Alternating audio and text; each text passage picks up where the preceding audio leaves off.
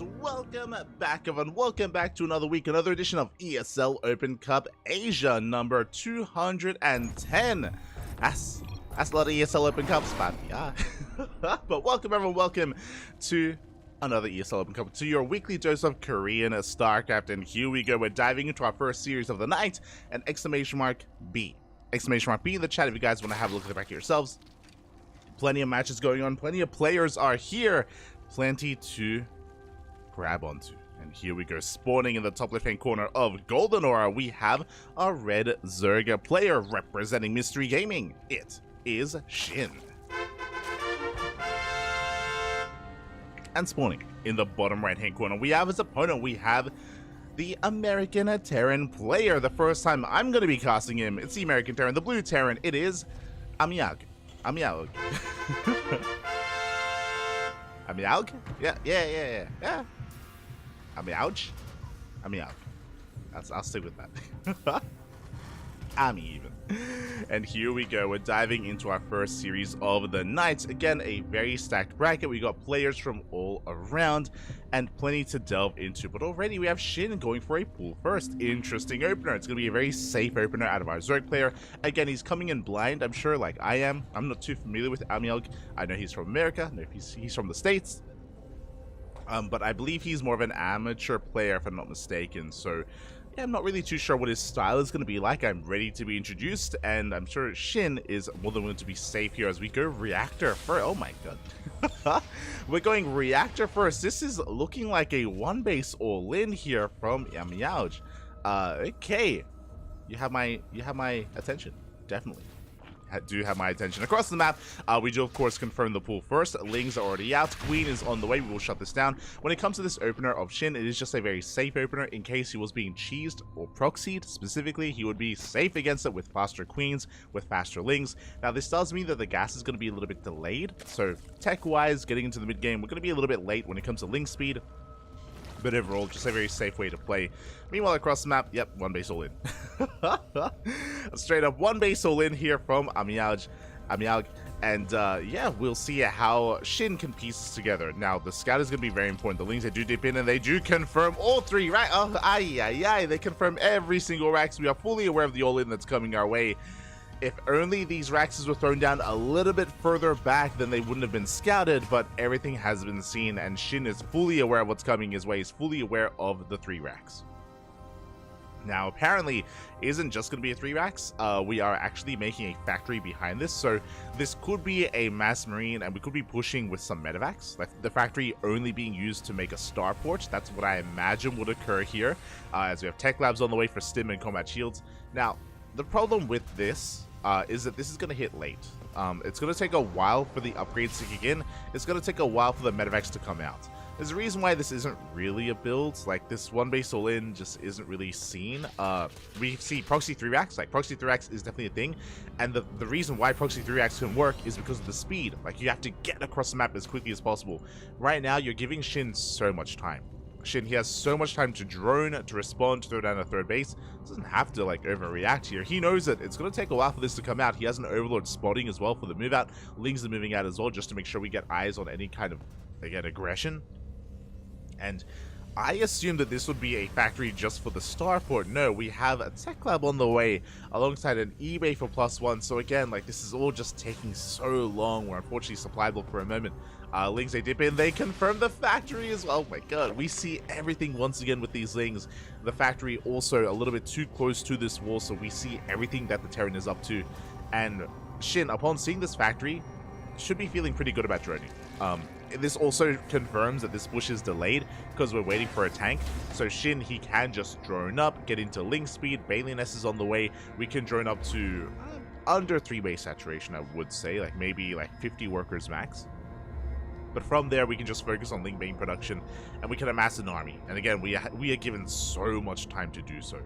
Meanwhile, back at home, starport is finally on the way, and this starport should be for medevacs to eventually push to sustain this army to afford these stims. Stim is going to be done. We're going to have 1 tank with this, and again, because we're on 1 base economy, we don't really have the economy to sustain like just proper production here. Like, you can see that a couple of Marines aren't really doing anything. We have to save resources for the medevacs as well, as they will be on the way. And here we go. Amielg is pushing. Okay. Interesting. Just pause string for the time being. No, we're going to be committing here as we do move out. The Overlord, of course, does spot the move out as well. Lings do confirm. And now we're amassing lane main. We have jumped up to 48. We have a lair on the way here at the third base location. We do have just a massive amount of Lings and Banelings in production here, waiting to receive this army. Plus one attack is halfway done. The starport has completed. We do need some medevacs to sustain this. I mean, I say that.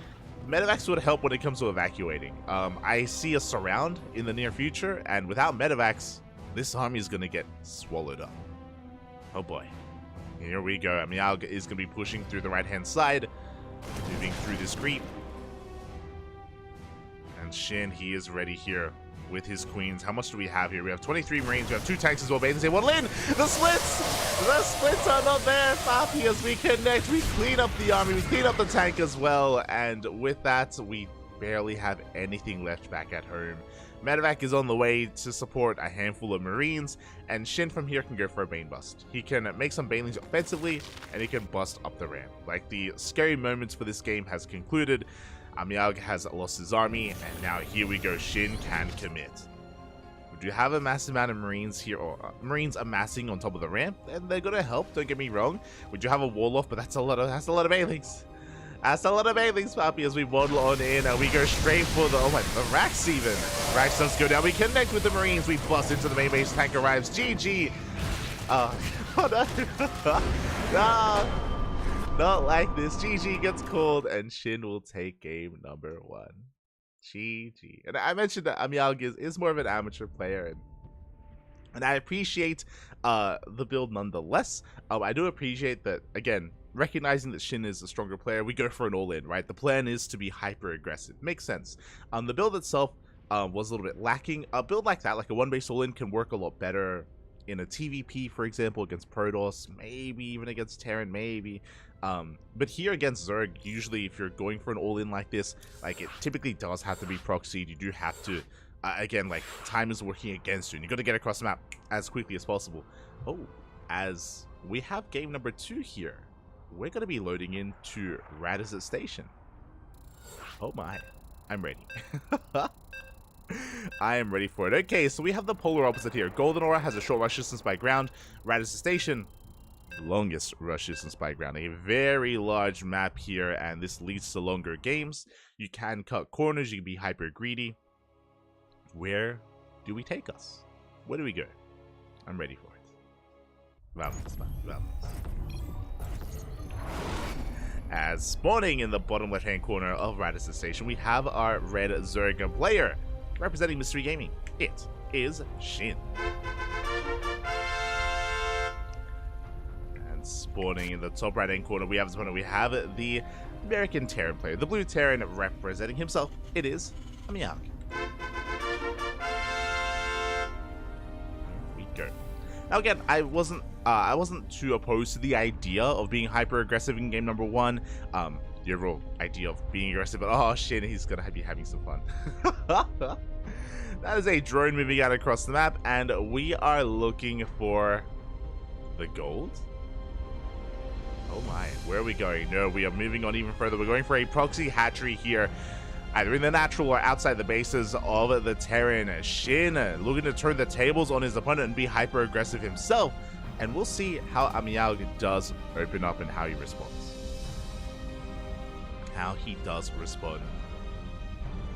We shall see. As again, typically on a map like this, greed is favored. The reason why I say this, talking about Radisson Station, this is probably the only time we're going to cast this map in the entire night of StarCraft. Like, we're casting ESL Asia and we're casting Master Coliseum after this. Not gonna lie, we're probably not gonna see this map again, so very quickly. We have our natural base, we have a pocket base as well, so we have a free third, and this fourth base is very defendable. So typically greed is favored on a map like Radisson Station, but Shin turning that on its head and going for the proxy across the map. And once again, 2 games in a row, we have Amialg going for the reactor first. Now, specifically based on what's happening here and based on the double gas, we're going into roaches. This looks like a roach rush out of Amialg. Out of Shin. I'm not opposed to one-base play out of Amialg, but he's going for a Rax expand, which is okay. It's fine, but he's not scouting is the problem. There's no SCV scout. Because there's no SCV scout, because it's reactor, not Reaper first, because this does, and we should be going into Marines from here, I imagine, like last game. Yeah, this means zero scouting. Zero scouting information, no SCV scout, no Reaper scout. And this means Amial doesn't have the information he needs to respond, and he doesn't have the information he needs to react to this. Otherwise, you know, he would have a chance here to maybe even cancel the CC or let it finish so he can float it, get a bunker up and running, prioritize tank production or marauder production even cyclones, right, to be ready for the eventual roach push. Unfortunately, Amial doesn't have the information he needs to identify what's happening to react in time. So everything is going well here for Shin. Everything is looking strong for him as we do have 5 roaches in production. Going to be moving across the map. Likewise with this proxy hatchery, we can spread creep and we can make roaches in the face of our opponent. CC is so close to finishing and it may be able to finish, but I think that's probably going to be a good thing here for Shin, as he does get on top of the SCV and it will finish. Oh! With this, the CC can lift, it can float up into the main base, we can save it. Ravagers are in production. And here comes Shin, looking to knock down that front door, looking to break in. Marines are going to get picked up. And there's just not much up here, unfortunately. There's no bunker, there are only a handful of Marines. We went Tech Lab on the factory instead of a straight up Cyclone. And again, a big reason for this is just because we didn't know. We just didn't know what was happening, we didn't know what was going on. That's why this looks so powerful, that's why Shin is getting out of control here. As the Marines go down and we waddle into the main base, there's just nothing here to stop us. Boys are being pulled. The other biles! Oh my god, massive biles here on the SCVs. And with that, Shin, he breaks everything here. There's barely anything remaining. There's 1 Marine, there's a handful of SCVs. And Shin is gonna be running away with this here. The biles is gonna be focusing on the factory. There is a tank on the way. And the factory isn't gonna come out in time. It will barely, but GG gets called, and Shin will take the series 2-0, advancing on to the next round. GG. GG, well played. Shin, of course, playing well, but a big shout out to Amial. Again, he is more of an amateur player, right? He's, you know, one of us. He's part of the community. He's not a pro gamer whatsoever. But these ESL Open Cups, they have open in their name. They're open to all players. They're open to everyone. So it doesn't matter who you are, doesn't matter what rank you are, you can participate and you can play against some of your favorite players. I still have memories of playing against Ryung back in Elite League back in 2016. I remember playing against Keen. I remember playing against Ragnarok. Back then he was Ragnarok, not Shin. Yeah, always a lot of good fun playing against your favorite players, playing against Innovation as well. So always I always have a lot of respect for people or for players that do participate in this, regardless of their skill, just to be involved and just to take part and be a part of the community and even have like an amazing time as well. I'll always remember forcing Keen into a base trade.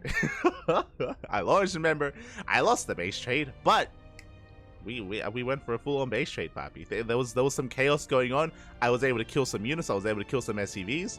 He still destroyed me, but you know, it's fun. It's fun, Papi. It's fun.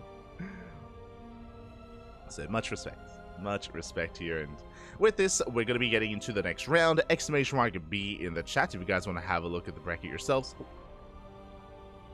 And let us quickly go over said bracket, as we are going to be following Shin into his next series, which is one of the big reasons why we did, of course, pick Shin as our starting player. Just have to make sure that we can find it.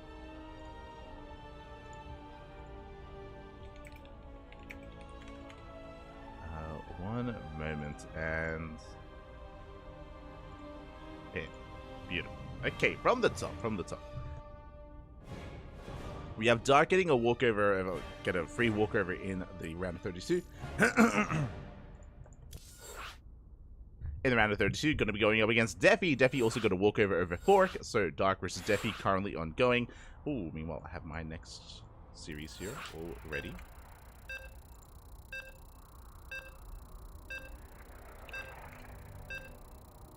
As we scroll down a little bit further here, we have Cyan versus Balance, which just wrapped up. I believe Cyan did take down Balance 2-0, and we have Shin versus Cyan about to begin. Videos are already done, and we're diving in, and that is why we dove on Shin earlier to get into some Shin versus Cyan action, and here we go. We're already diving in. We barely got to cover the bracket. We'll go over it later. We'll go over the bracket as the tournament does progress, but here we go. Spawning in the top right hand corner of Solaris, we have a red Zerga player representing Mystery Gaming. It is Shin. And spawning in the bottom left hand corner, we have as opponent, we have the blue Protoss player, the Chinese Protoss, also representing Mystery Gaming. He is no longer a starving camel, relatively recently picked up by Mystery Gaming. It is Cyan, one of the best Protoss in all of Asia, the Asia region, not including Korea, but Cyan has been looking very powerful recently. For those that were here during the IM Katowice qualifiers a couple of weeks ago, then you would have seen Cyan take down some big Korean names. He popped off that weekend. Cyan was able to qualify, and he'll be flying to Poland to compete in IM Katowice alongside Firefly. So Cyan has been really improving. Like, unironically, like both Cyan and Firefly, they both more and more regularly take down some of these big Korean players. I wouldn't say that they're favorites, but again, they do cause these upsets more and more often nowadays. So yeah, Cyan is not out of this. I wouldn't be surprised if this goes to the ace match. We have casted and seen Cyan beat Dark. Like, that has happened, like, recently as well in KSL. It was like maybe 3 weeks ago in KSL, or 4 weeks ago now. So again, Cyan has been improving a lot over the past year. It's been great to see him grow, but can he take down Shin here and now? Again, Shin, he is nicely warmed up. He's going for a hatch gas pull, standard opener out of Shin. And Cyan opted not to go for the Probe Scout. He opted, what I mean by that, there's a Probe Scout here, but he opted not to delay the expansion and not to try and disrupt the opener of Shin. Went for a later Probe Scout instead. He's going to be dipping into the main base, getting an eye on the saturation, getting an eye on the drone count before pulling back.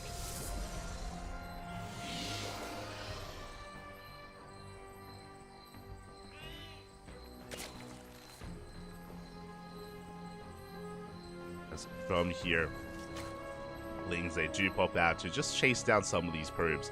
We have our Stargate opener from Cyan as well. Is going to be looking pretty normal. Should be Oracle into a third base. So Cyan going for a standard opener himself. And this is where I should talk a little bit about Cyan's style.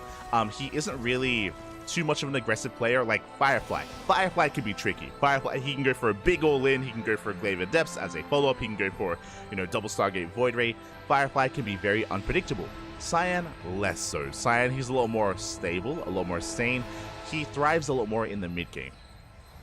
I'm talking about getting up to 3-4 base saturation, double Robo Colossus production. Ooh, as I say that, it is not Oracle first. It's a Void Ray. Show us what you got. So Cyan going Void Ray first. With this, he's going to be hunting down these Overlords. He's going to be looking to clear up any kind of vision that Shin has, and he will keep Shin in the dark as to the follow-up tech. Now, the follow-up tech could be a multitude of things. It could be a Robo first into Forge. It could be a Twilight Council without a Forge for Glaive of Depths. It could be a standard game into Oracles, into a third base, into Blink. Could be double Stargate Void Ray. Could be anything. Shin won't know. Shin shouldn't know. Oh, as we are going for a very fast Roach Warren here. Okay, this is going to be a sub 4 minute Roach Warren out of Shin.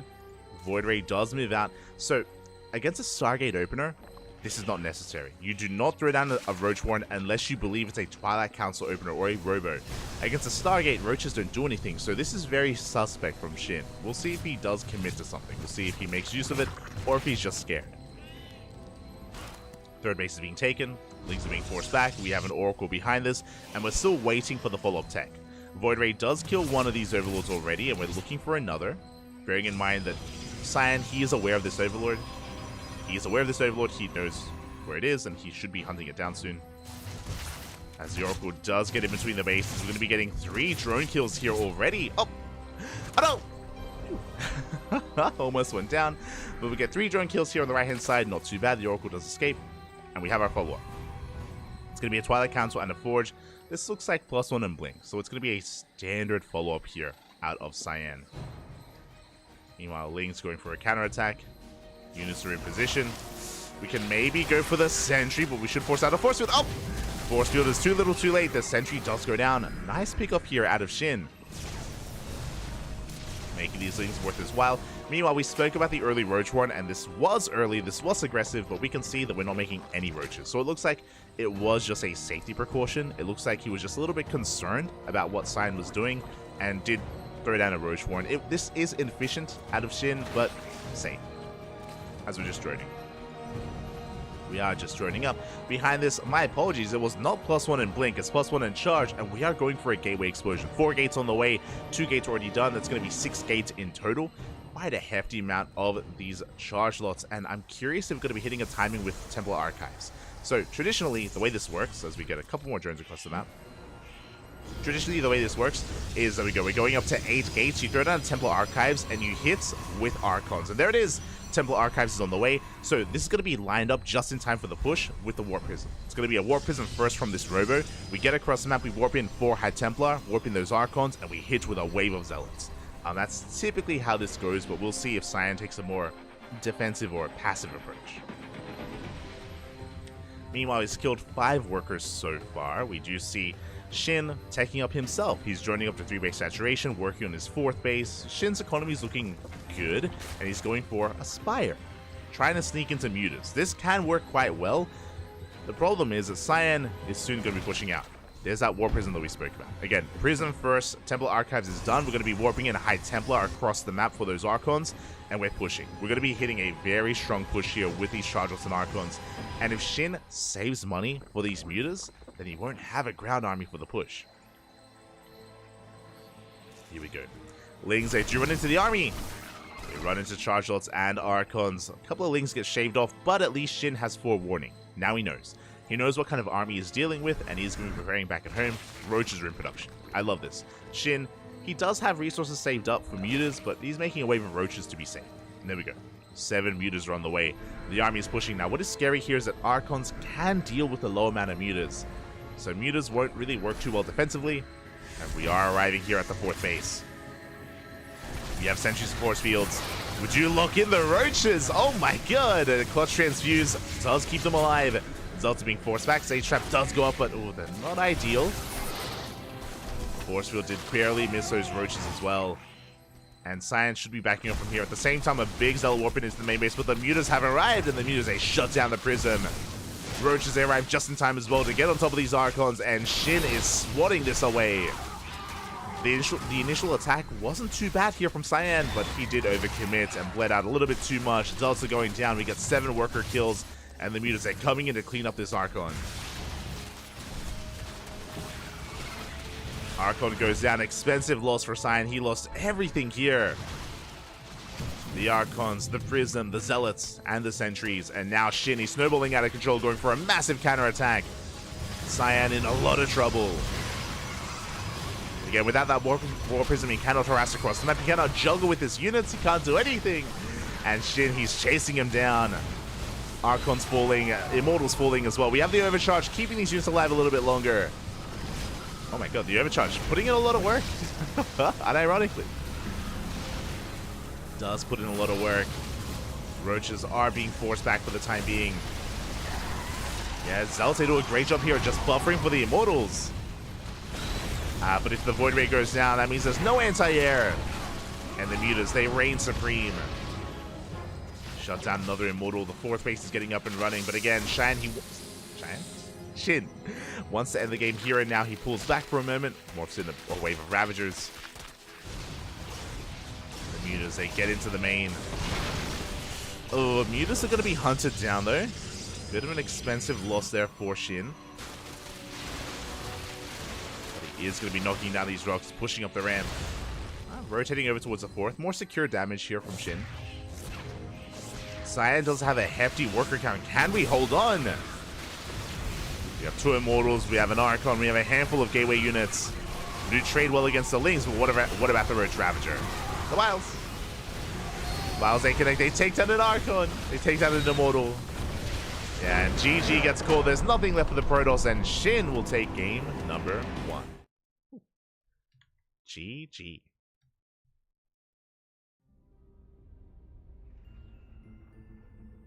And again, Cyan, he kind of put all his eggs in one basket. Essentially, that first push, the first push with the charge-outs, with the Archons, that was what Cyan was building up towards. But he did get scattered ahead of time. Not just that, but the Mutas were also able to snowball out of control as well. And in the end, Cyan, he lost his initial army. And with the loss of that army, things snowballed very quickly out of control. Snowballed out of control, and with that, Shin takes the first game, but that was merely game 1. I'm ready for game 2. We are ready for game number 2 as we're going to be loading into Hard Lead. Here we go. Catching up in the chat. Oh, I'm ouch. I'm ouch even. Welcome, welcome. GG, Papi, GG. GG. But yeah, if you want to watch the VODs, you can either check out the VOD on YouTube or on Twitch. We are streaming on both platforms, and you can check out the VODs there. As here we go, spawning in the bottom right-hand corner of Hard Lead, we have our... Oh my, we have our Korean Zerg player, the Red Zerg, representing Mystery Gaming. It is Shin.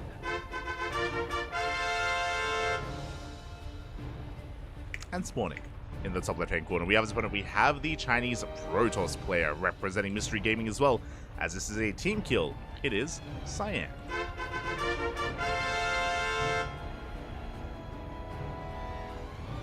Go.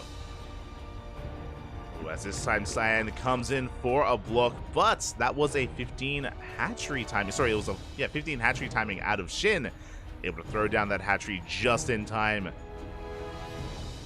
So a bit of a cheeky maneuver there from our Zerg player. Does get a slightly earlier hatchery to make sure it didn't get blocked. Was quite close, but got there just in time. And with that, Shin is going to have a much more comfortable early game here as we're getting into a hatch gas pool. Overall, a standard opener outside of the earlier hatchery. Cyan back at home is going to have to get into his own build as well. It's going to be a gate expand into the Cyber Core. Standard opener from our Protoss. Let us go. From here, we can go a couple of different directions as well, but the pressure is on Cyan in this series. He needs to bounce back. He needs to fight back somehow, some way. I imagine another Stargate opener, but we'll see if he goes Void Ray again. We'll see if he goes into Oracles. We do have options.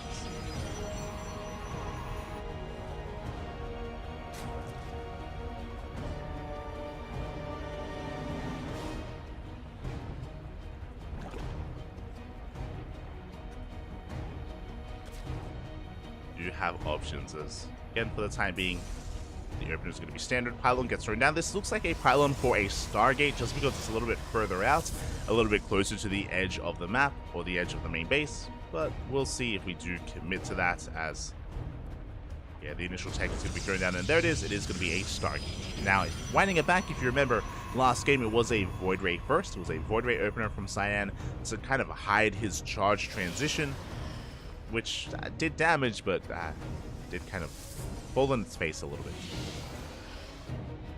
With this, I would love the idea of going Void Ray first again, but this time going for something different. Going for either Glaive Adept, Sky Toss. Like, there are still a lot of options available for the Protoss off of a Void Ray opener, so I do love the idea of kind of playing around with it and making it look like the same build when really it isn't. The mind games, Papi, the mind games. We shall see. Cyan gets across the map with his Adept. Going to be trading against some of these Lings. Going to be threatening the mineral line if possible. Looks like we'll shade away. Will be forced back. Meanwhile, Cyan opting to go for a Oracle first, not a Void Ray. Interesting.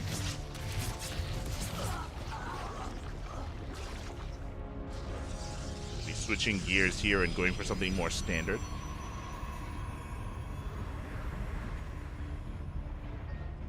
More standard build out of Cyan. You know, Shin back at home, just getting into his Queen production. spores are on the way. We have 2 queens in the main. We have 2 queens here at the natural. Soon to be 3. Plenty of anti-air in position. We do ignore them though. We go straight for the drones. We get 2 worker kills. We do sustain a lot of hull damage. And we try to camp the production here, and can we get another egg? I don't think we can. Ugh. We take a lot of hits. From here, we take a 3rd base. So again, a very economic build overall from Cyan. Moves out with the 2nd Oracle. We have a 3rd Oracle on the way. So his goal here is just keep the pressure up and keep keep Shin busy back at home. Up. As we do get another 2 workers, but again, we take a lot of hull damage. A lot of damage here. 7 HP left. The 2nd Oracle barely gets out. And for the first 2 Oracles to be deep in the red, this is not the best sign for Cyan.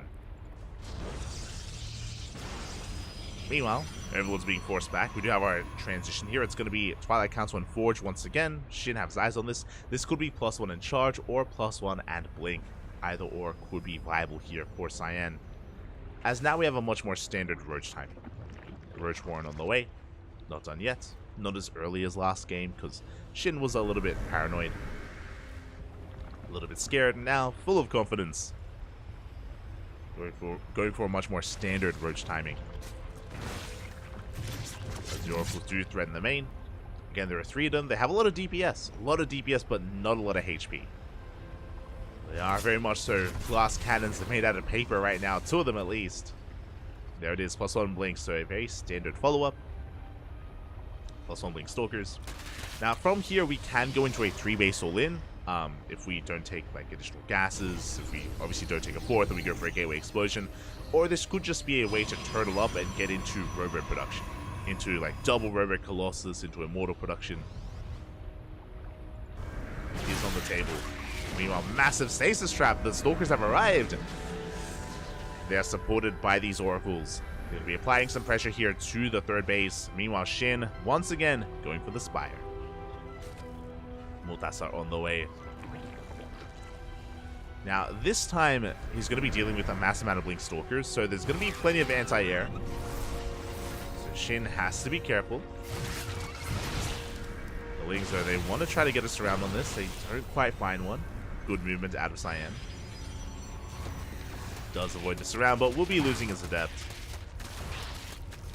As we are working towards +1 range, working towards Roach speed. Looks like we're only making enough mutas to harass, otherwise we wouldn't be investing so heavily into Roaches. Saying a single-digit amount of mutas should be on the way.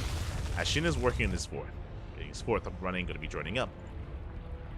Saturating his base. As Cyan is slowly working on his 4th. And you can see that he's being relatively passive. Now he's moving out, but he's been chilling, establishing his 4th, taking up, working towards charge. And meanwhile, Shin, he was waiting for him here on top of that creep. Does collapse on some of these stalkers. +1 stalker does go down. Not the best trade here from Shin, but he's keeping the attention here on the front lines, forcing another big warp in, and then here come the mutas towards the main.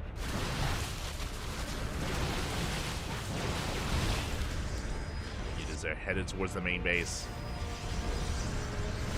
Meanwhile, the stalkers rotating around, they do catch a Ravager. Ravager gets picked up. Big stasis trap here on the Lings. Very nice stasis. At the same time, we piled down an Oracle. Roaches are pushing in at the same time. Mutas, they try to dive into the main base, but we are ready for it. This time, Stalkers were in position. Stack defense as well. Good reactions out of Cyan. But the main army is still breaking through. There we go. We have the overcharge. It's going to be piled down. Oof. Not quite connecting with Stalkers instead. But the Ling Roach Ravager breaking through the defensive line. A lot of Stalkers are falling. Overcharge did run out. Oh, it wasn't even powered. The pylon went down. Shin is going to back up. He's going to rebuild, remax. Looks like there was a Zealot counterattack, but it did run into reinforcements. And the mutas are not done. They may not have dealt any damage in the main, but they do find some damage here at the natural. Just keeping the attention of Cyan here back at home. Forcing a defensive warp in. Well, here comes the main army pushing towards that center base. Once again, the Wilds, they get the Oracle. The Oracle gets piled down. And these Stalkers are so vulnerable. They need support on their own. They're quite fragile, actually. There we go. Zealots are warped in to help defend. I say fragile. They're quite expensive is maybe a better way to put it. Expensive losses here for Cyan as more Stalkers get picked up. We have another overcharge, but the Wiles will bring it down. And it looks like Shin, he has broken this fourth base. Muta's still wreaking havoc here in the natural sand, trying to keep up. The Biles, they take down the mineral line. 9 probes go down. And Lings, they come in to reinforce. GG gets called, and Shin will take the series 2-0, advancing on to the quarterfinals. GG. GG, well played. Shin looking strong here, able to bring down Cyan without too much issue, both in Game 1 and Game 2. Shin was very much so in control of these games. There were moments for Cyan, definitely. There were moments.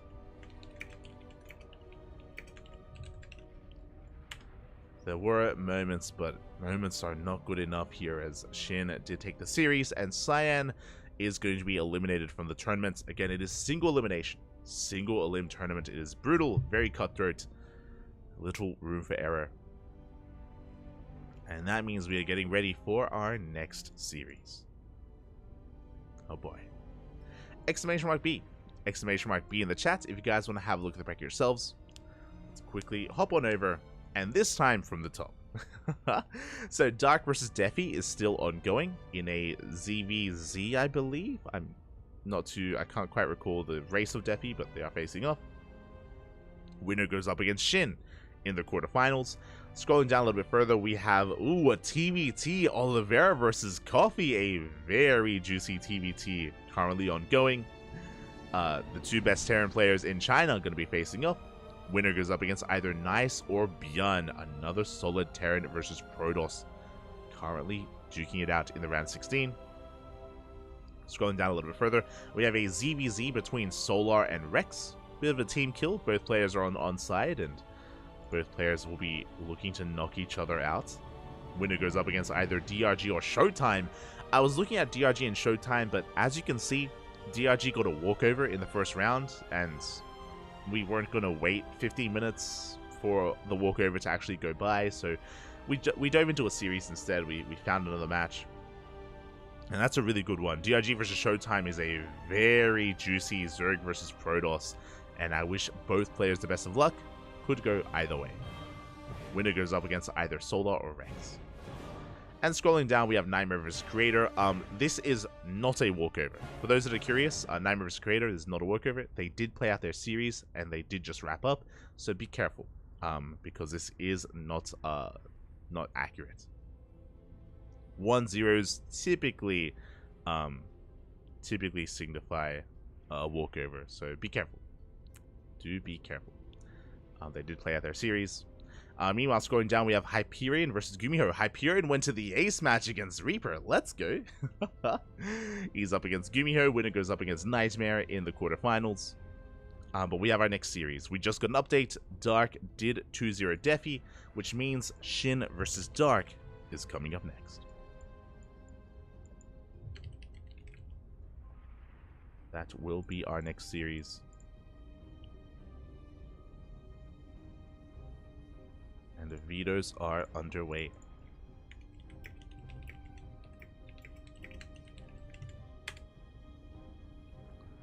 Just gonna message some players and let them know.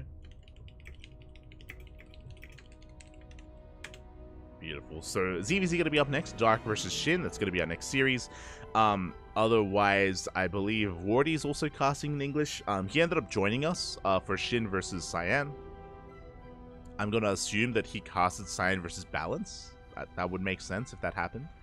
But yeah, Wardy had joined us, and I don't know if he's going to be joining us for the ZVZ. We'll see. Otherwise, we also have Chicken Man. I believe Chicken Man is in the lower half of the bracket.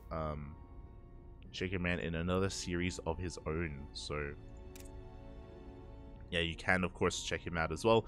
There are 3 English streams, 3 English broadcasts. I believe there's also Into the Inu, casting in Korean. So plenty of coverage going on make sure you check out a lot of these matches. Again, like Gumiho or Hyperion versus Nightmare is going to be a really good one. DIG and Showtime, oh, that's beautiful. that's a beautiful series. Definitely recommend it. Likewise, into Solar. Again, just some really good matches going on. We're going to be sticking with our ZVZ leading into the semifinals. Players are currently conducting their vetoes, though, so as they conduct their vetoes, we are going to be going on a short break. We'll be going on a short break. When we return, we will have our next matchup. See you soon.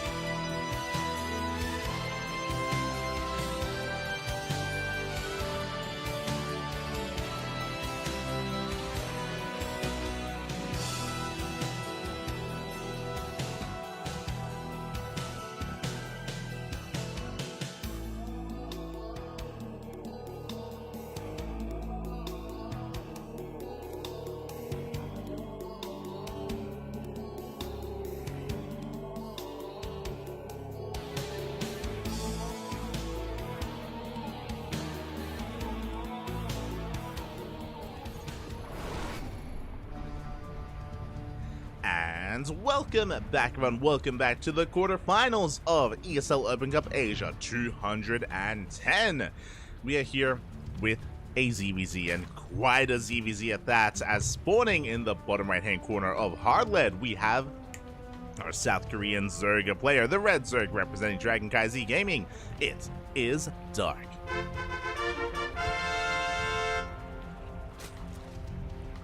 And spawning in the top left-hand corner, we have as opponent, we have the other South Korean Zerg player, the Blue Zerg representing Mystery Gaming. It is Shin.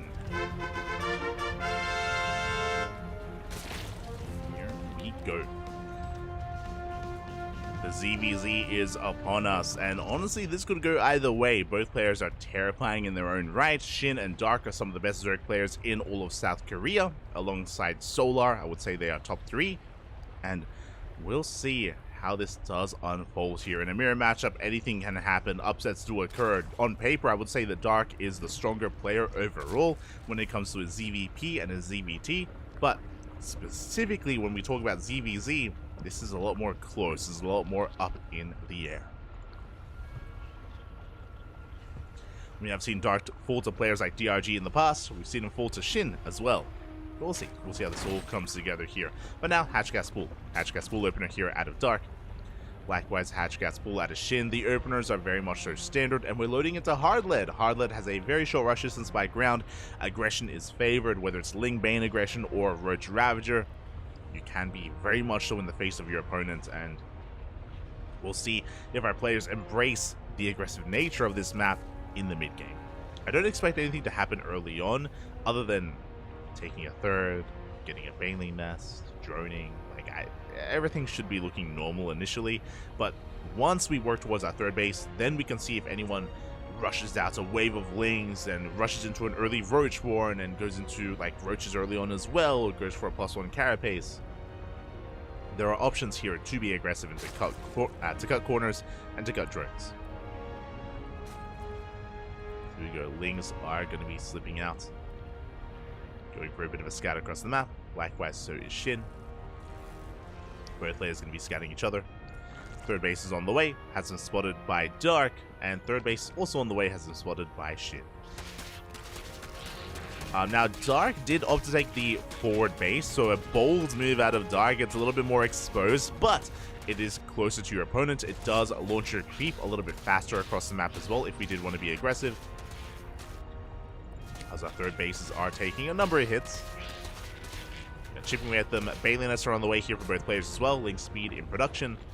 And Links are amassing for both players as well. Just a handful of Links to begin with. Just going to be a handful of Links. As I spoke too soon, Shin is going to be doubling down a little bit more. He's got 10 Links on the way to help support. But only 10. As we are joining from there. Here we go, Link speed does kick in 1 second faster for Dark, so we get some extra hits in. Tries to go for a scout, does confirm the Bailey nest, and does get the hell out of there. So Dark, he does pull back. Bailings are in production, back at home defensively for Dark, and both players, they throw down their Roach Warrens very early, and they get scouted. Big scout here from Shin, he does confirm the Roach Warren. Meanwhile, Dark is unaware of the Roach Warren of Shin, so Shin has a little bit more information that he's working with. Outside of that, though, both players are mirroring each other. Drone counts are pretty similar. Pretty similar to each other. Both players are amassing Link Bane. Just a handful just for map control. We shouldn't be overly aggressive here. As Shin is going to poke in. Ooh, does bait out of bed. Baits out 2 Bailings. A big slip up there by Dark. A little bit of his control.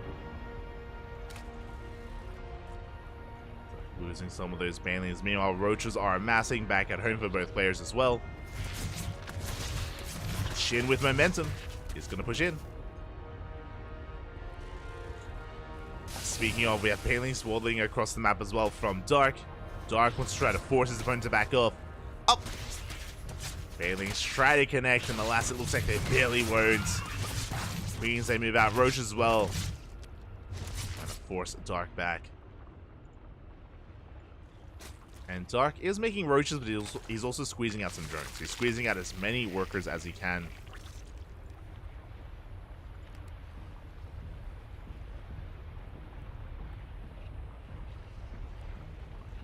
Many as he can. As here we go, Shin cutting workers at 42, so is Dark. Both players cutting workers at the same time. Both players amassing Roaches. Oh, we are a little bit supply blocked. Shin, Dark, a bit of a stronger supply block for him though. A harder supply block. Aye, stuck at 74. There we go, trying to catch up, but that may just kill him. As Shin is able to be the one to spend his resources a little bit faster there. Amassing more Roaches. Dark investing into drones. Uh-oh. Dark is droning. Shin is not. Shin is going for one big push with Roaches, Links, and Bailings. Shin going all in. At the same time, Dark waddling in with a couple of Bailings, but there's barely any saturation. And now he knows. Now he knows what's going on. Back at home, can he defend though? The numbers are working against him. Shin making a massive wave of Bailings. And this is it. This is going to be the fight of the game. Shin, he's up 20 army supply. Can Dark pull off a miracle? Can he survive? Bailings, they do waddle in. Lings, they do threaten the mineral line as well. Bailings, they crash into the Roaches. Big connections. Roach is going to be going down as Shin, he butts into the mineral line as well, and he's snowballing out of control. He's getting on top of the army. Is breaking through on top of the army. Boys are being pulled. They have to be. So many drones go down, and we are getting on top of the Queens. Again, Dark, he droned up 10 extra workers than his opponent. And the reality is, in a mirror matchup in a ZVZ, if you drone up a little bit too much, even 10 workers, that can kill you. That can just straight up kill you here. Shin is doing a critical amount of damage. He's going to be forced back here at the natural, but he gets a full surround, and that's going to be a kill on the third base. The reinforcements, they did more than enough. Shin from here, he can back up, he can regroup, and he's going for another surround. Does catch down the Biles. The Biles connect as well. GG gets called, and Shin will take game number 1. GG. Again, a very chaotic game there, and it did all come down to that moment when both players were pretty even. Even with the supply block, both players were still pretty even overall, but Dark, he chose to drone. He chose to start saturating his third. And remember, he even invested into that Bailing run by. He went for the Bailing water by at the third base, and that's the moment. That was the moment when he realized, oh, You don't have any drones. You. There's nothing for me to kill, Papi. There's just nothing here. There was nothing there, and with that, Shin was able to snowball out of control with his own army, was able to break through, was able to take game number 1. But that was merely game 1, and I expect this series to go back and forth. I expect us to have quite a bit more of a back and forth between these two players. Let's go. Also, I apologize. I do have to fix the casting tool here because Dark was on CranKy Gaming. He does have DKZ as his in-game name, but he is teamless. Dark is currently teamless, and here he is in the bottom left-hand corner of Hecate. We have the South Korean Zerg player, the Red Zerg, representing himself as he is currently a free agent. If you follow Dark on Twitter, you would have seen that he did today. As of today, he left his team. His contract did expire. He is a one-man army. He's on his own, looking to fight back. It is Dark. And spawning in the top right-hand corner, we have someone going for a 12 pool. Oh my! Leading the series 1-0, we have the South Korean Zerg player, the Blue Zerg, representing Mystery Gaming. It is Shin. Here we go. So a 12 pool out of Shin, a very aggressive build here from Shin. The way this works is he's going to be amassing lings, he's going to be sending them across the map, and he's looking for drone kills. There are variations of this where you pull the boys. There are all-in variations where you pull the boys and you go for like proxy, like spine crawlers, like a spine rush. But I imagine this should just be lings into an expansion. This should be a more, yep, there we go. This should be the macro version of this, and we are expanding behind this. So with this opener, again, Shin, he's looking for some drone kills. He is not looking to end the game. 12 pools are macro builds here. It's just a way to get some economic damage early on, and then you transition into 2-base roach. Traditionally, you transition into 2-base roach. You can go like 2-base muta or 2-base, just 2-base. But 2-base roach is typically the way to go. The reason why it is 2-base roach is because no gas. No gases here for the Zerg player. Dark is ahead tech-wise. He's going to have faster link speed, faster baylings. So after the aggression subsides, Shin has to wall off. He does have to wall off at the natural with Evo chambers with a Roach Warren. Meanwhile, lings have arrived. Going to be applying pressure to this natural base, and Dark has to pull the boys. He cannot allow this base to go down. And now it's all about the drone control. Dark has to make sure he doesn't lose too many workers. Oh. So far, so good, but 2 drones go down. Uh-oh. 2 workers go down already. A good start for Shin. And he wants another. He gets a third. He gets a third worker. Can he get a fourth? These drones are getting very low. Shin, he wants a fourth drone if possible, and he will get one. 4 workers going down is quite a lot of damage, to be honest. It is already quite a lot. 5 drones. And can he get a 6th? Not quite. But this was a lot of damage sustained here by Dark. Dark, he holds. But suddenly, Shin is up. Shin is up in workers. He has 17, 18 workers compared to the 15 of Dark. Shin did enough damage. He was able to do enough across the map. Now he's triggering a counterattack, but Shin has queens to defend. Shin should have enough. It's going to be on Dark to try to bypass these queens and get into the mineral line. Yeah, they're going for the drones. Well, they're going for the queens, actually. Bold move here by Dark. Trying to get us around to these queens, and the boys are being pulled. Good control out of Shin overall, able to hold on, able to pull the workers when need be, and Shin does defend. Now, from here, Shin's gas is going to be delayed. We're going to be droning up heavily and walling off. As we mentioned, the upside for Dark is that he should have a faster third. He should be able to take a faster third base. He should have better production. Meanwhile, Shin has a slightly better economy. There it is. 2-base roach should be on the way. I say should be. This could be a fake out. We could still go into a fast lair, into Spy. Like Shin, if he wanted to be spicy, he could go into Muta play.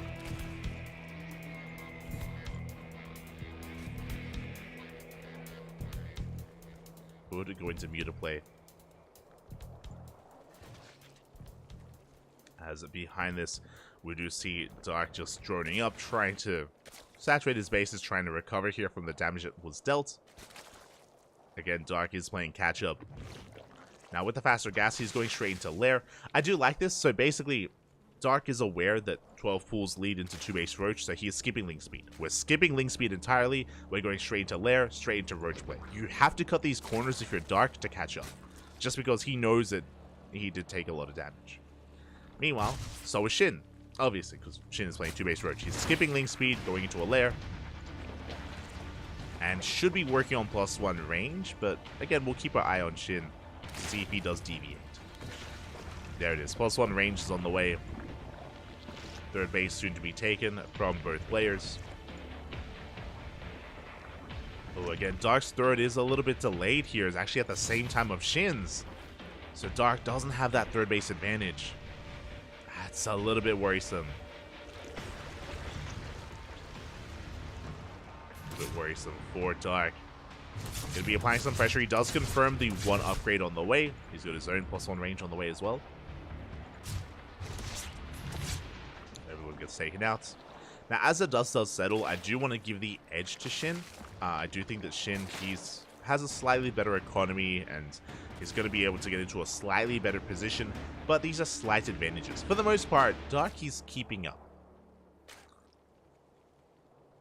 For the most part, Dark is able to keep up here.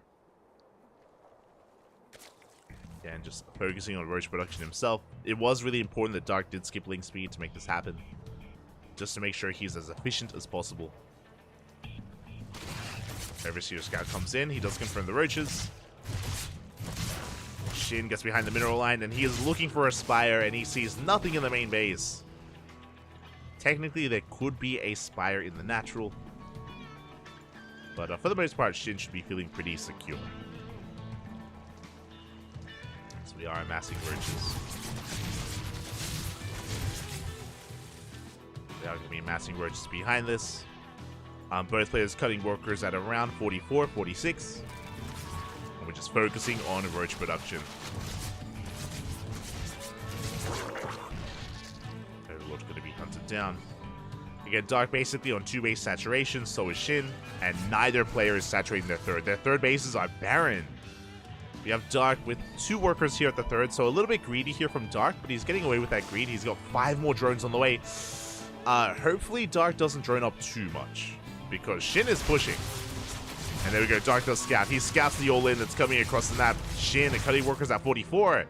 And it's nothing but Roach Ravager. Shin just making a massive army. Shin, he's up in army supply as well. The Biles, they force back the Roaches here of Dark. Dark doesn't have any Ravagers. No Ravagers defensively. Just pure Roach. A good Concave though. Solid Concave there out of Dark. The Queens are waddling on forward as well. Shin, does he have enough? Can he barely break through? Oh, it's so close. It is so close. The Biles forcing Micro. The Queens are going down. Shin barely pushing through, but we have reinforcements on the way. Dark does have the defender's advantage. Still waiting for some of those Biles to be thrown down. Still catching some of those eggs. Good Biles there out of Shin, and it looks like Shin, does he have enough? He needs reinforcements. 1 Ravager goes down, 2 Ravagers. Good target firing out of Dark. Very good target firing, but again, Dark, he did drone up a little bit too much there. And this hatchery, it's gonna go down. GG gets caught. Shin, he breaks through, catches Dark once again, being a little bit too greedy, and Shin takes the 2-0. GG. GG, well played. A solid win there out of Shin. Again, Dark, he squeezed out some extra workers. He had 5 workers over his opponent. And again, these small things can make the biggest of differences. Not just that, it wasn't just the extra workers, but it was also the fact that Shin was in a better position going into the mid-game. We spoke about how much worker kills he got, and it was too much, and it did give him a nice boost getting into that 2-base all-in. So Shin, he was in a good position from there. Was able to get into the 2-base all-in, and Dark just was not able to recognize what was happening in time. He saw the all-in in the center of the map, but by that point he had already invested in drones, and he already was just a little bit underprepared. If he had seen it a little bit earlier, then we would have seen spines. Spine crawlers would have been thrown down. I imagine multiple, like I'm talking like 2 spine crawlers there with those extra drones that he had. The Queens would have been in position, the Roaches as well. Dark was overwhelmed, and Shin advances on to the semi-finals. the first player to advance on, and now we have to try to find another series. Here we go. Do have to look for another series here. Exclamation mark B in the chat if you guys want to have a look at the bracket yourselves. From the top, again, Shin, he's in the semifinals. Scrolling down a little bit further, we have Oliveira versus Coffee, still ongoing.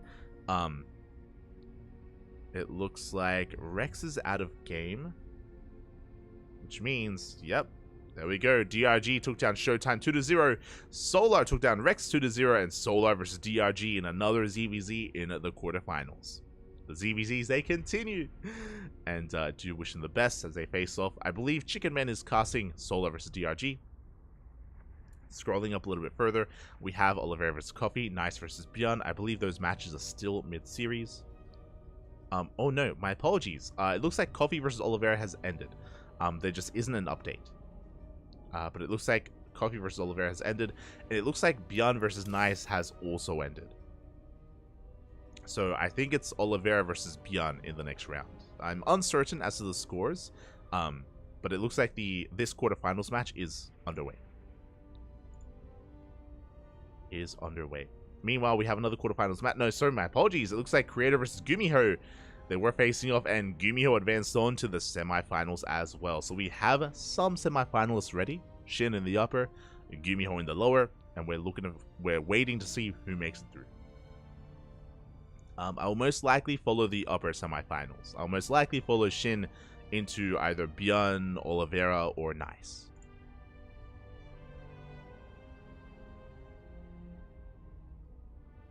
We'll follow him.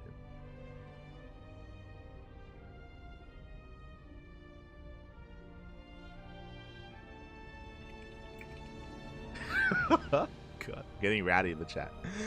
Getting rowdy, but yeah, with that, we do have our semifinalist. And we will most likely go on a break. Most likely going to be going on a short break here to try to figure out where this takes us. And who faces off against Shin between all these players. Who will face off against him? I don't know if anyone is casting these matches. Let me just double check. It looks like Chicken Man and Into the Inu are casting the same series, so they're both in... Actually, oh, they skipped the ZVZ. No shot. They're both in Gumiho versus Creator, which apparently already finished, right? Wait, so what are they in? Oh, wait, hold on. They are in... No, Gumiho Creator. Okay. Oh, so apparently this score was wrong. So apparently Gumiho and Creator are still mid-series. So Gumiho, he hasn't won this. They're still duking it out. It looks like maybe the side is having some issues. It's a little bit bugged. So good. So Chicken Man, he's casting game 1 of Creator versus Gumiho. We are still waiting for some of these other series. So yeah, we're going to be going on a short break. When we return, we'll have some more StarCraft. Hope you're all enjoying yourselves in the chat. You know, shout out to Milk and Cookies. Shout out to Wormshake, Dzień dobry. Means Horns as well. Babylings, Defi. Hope you're all doing well. Sounder, Eistan.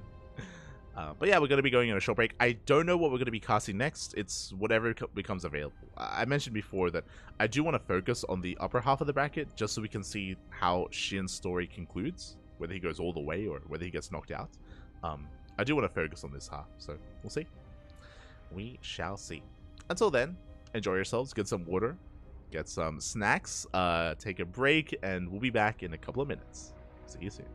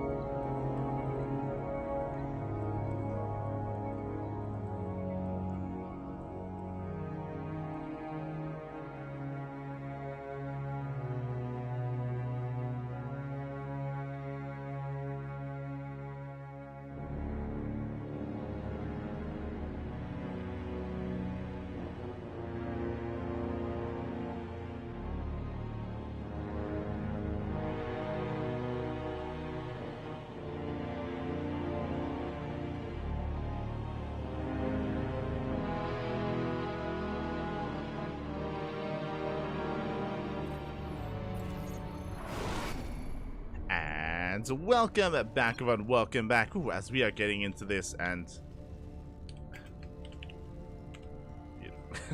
we are getting into this, and spawning in the bottom right-hand corner of Golden Aura, we have the South Korean Terran player, the Blue Terran, representing Shopify Rebellion, leading the series 1-0. It is Bjorn. And spawning in the top left-hand corner, we have the Chinese Terran player, the reigning world champion, representing CranKy Z Gaming. It is Oliveira. Here we go. So we're here to determine who advances on to the semi-finals to face off against Shin in those semis. Will it be one Terran or the other? We're here to find out. Again, we missed out on game one. Shout out to Saber. I believe Saber was casting in Chinese, or in his native language, Mandarin, Cantonese, not too sure. Was casting in his own native language and was covering game one. We're here for game number 2.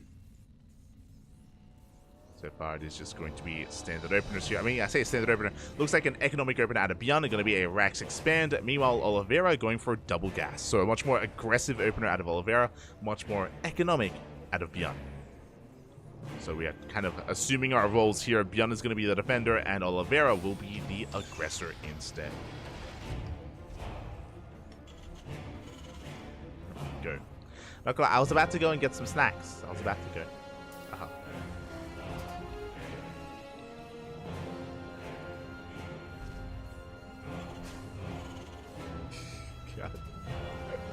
As there is that CC on the low ground. Again, economic opener out of Bjorn, as you mentioned before. And we'll see if Oliveira can get anything done here. He's going to have an amass amount of Reapers. He will have the faster factory, of course, faster factory-based units.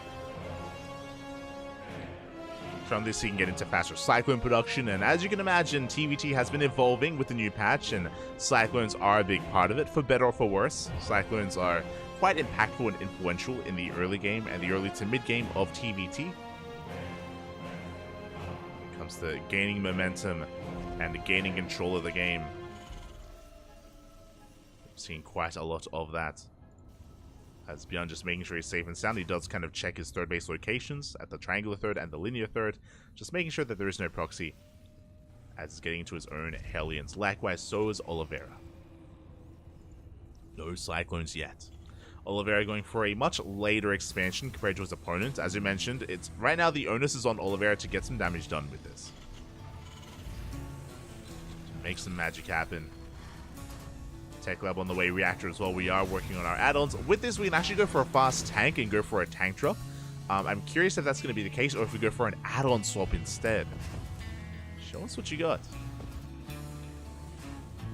Banshee-based openers aren't unheard of in TVT, but there it is. It's going to be a faster tank, so really fast tank out of Oliveira into, I imagine, a fast medevac. We shall see. Meanwhile, Bjorn going for his own medevac. There we go. So we do see Oliveira getting ready for a tank drop. It does take a little bit longer to get going, but it is on the way. Meanwhile, Bjorn going for a Cyclone drop himself. Getting into reactor factory production. Getting into additional Cyclones. So, beyond embracing the more modern form of TVT, Oliveira, this is a little bit more traditional. Tank drops were very much the meta last patch. We saw a lot of it. We'll see if we can make this work. There we go, a tank drop moving out across the map, and it will be coming across the Cyclone. Uh-oh. Two ships, they pass in the night, and we ignore each other. We're going across the map. Bjorn already in the main base. At the same time, he has a Hellion and the Reaper slipping into the natural base of Oliveira. And workers are going to be going down. Boys are being pulled. We do avoid the surround. Likewise, Cyclone in the main base. A lot of SCVs are going to be falling. At the same time, Oliveira going into the main of his opponent. But there are Cyclones. There are Cyclones in position. Boys are being pulled. So far, a good reaction out of Bjorn. He does get 10 SCVs and counting. We're going to get even more. Even more workers going down. But at the same time, Oliveira is camping the production. He's losing his economy, but he's getting the production. It looks like with reinforcements, he will clean this up. The juggling! Oh my god! Bjorn keeping that Cyclone alive. 16 SCVs go down, but can Bjorn hold? Can he defend? Can he survive as we pull every single boy? The boys are pulled. Massive tank shot's going to be going off, but we will clean this up. The tank goes down. GG gets pulled. Bjorn getting 18 SCVs across the map, and Bjorn will take the series 2-0. GG.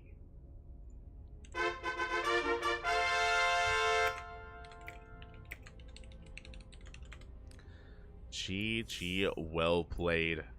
Bjorn will take the series 2-0 here again. The Cyclone drop, not just that, but the micro that Bjorn had there, able to juggle against the units of Oliveira, able to style on him, able to bring him to his knees and finish him off. Meanwhile, Oliveira's own tank trip across the map was formidable, was getting damage done, was taking control of the main, but tanks that can struggle against a swarm of SCVs like that, and we were able to hold on, we were able to survive. Congratulations. Congratulations to Bjorn for advancing on. And that means we have our first semifinals. Bjorn versus Shin. Let's go.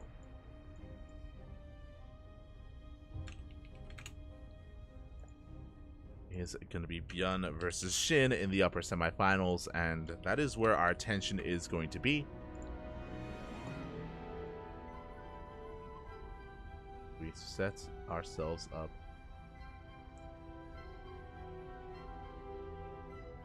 and get things ready.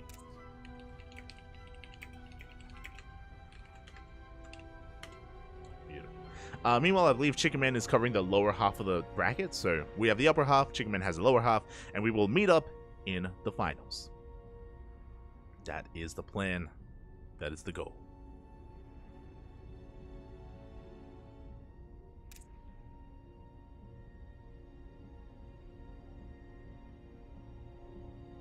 Is going to be the goal here, as because it's the semifinals, predictions will be set up. They will be going.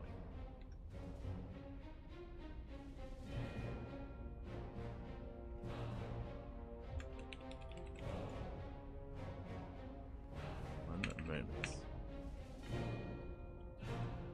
And I guess since we do have a moment here for the videos to finish up, we're going to be going on a short break. Going to be going on a very short break here. When we return, we'll have predictions, but we'll also have our semifinals to determine who makes it to the grand finals. Will it be Bjorn or Shin?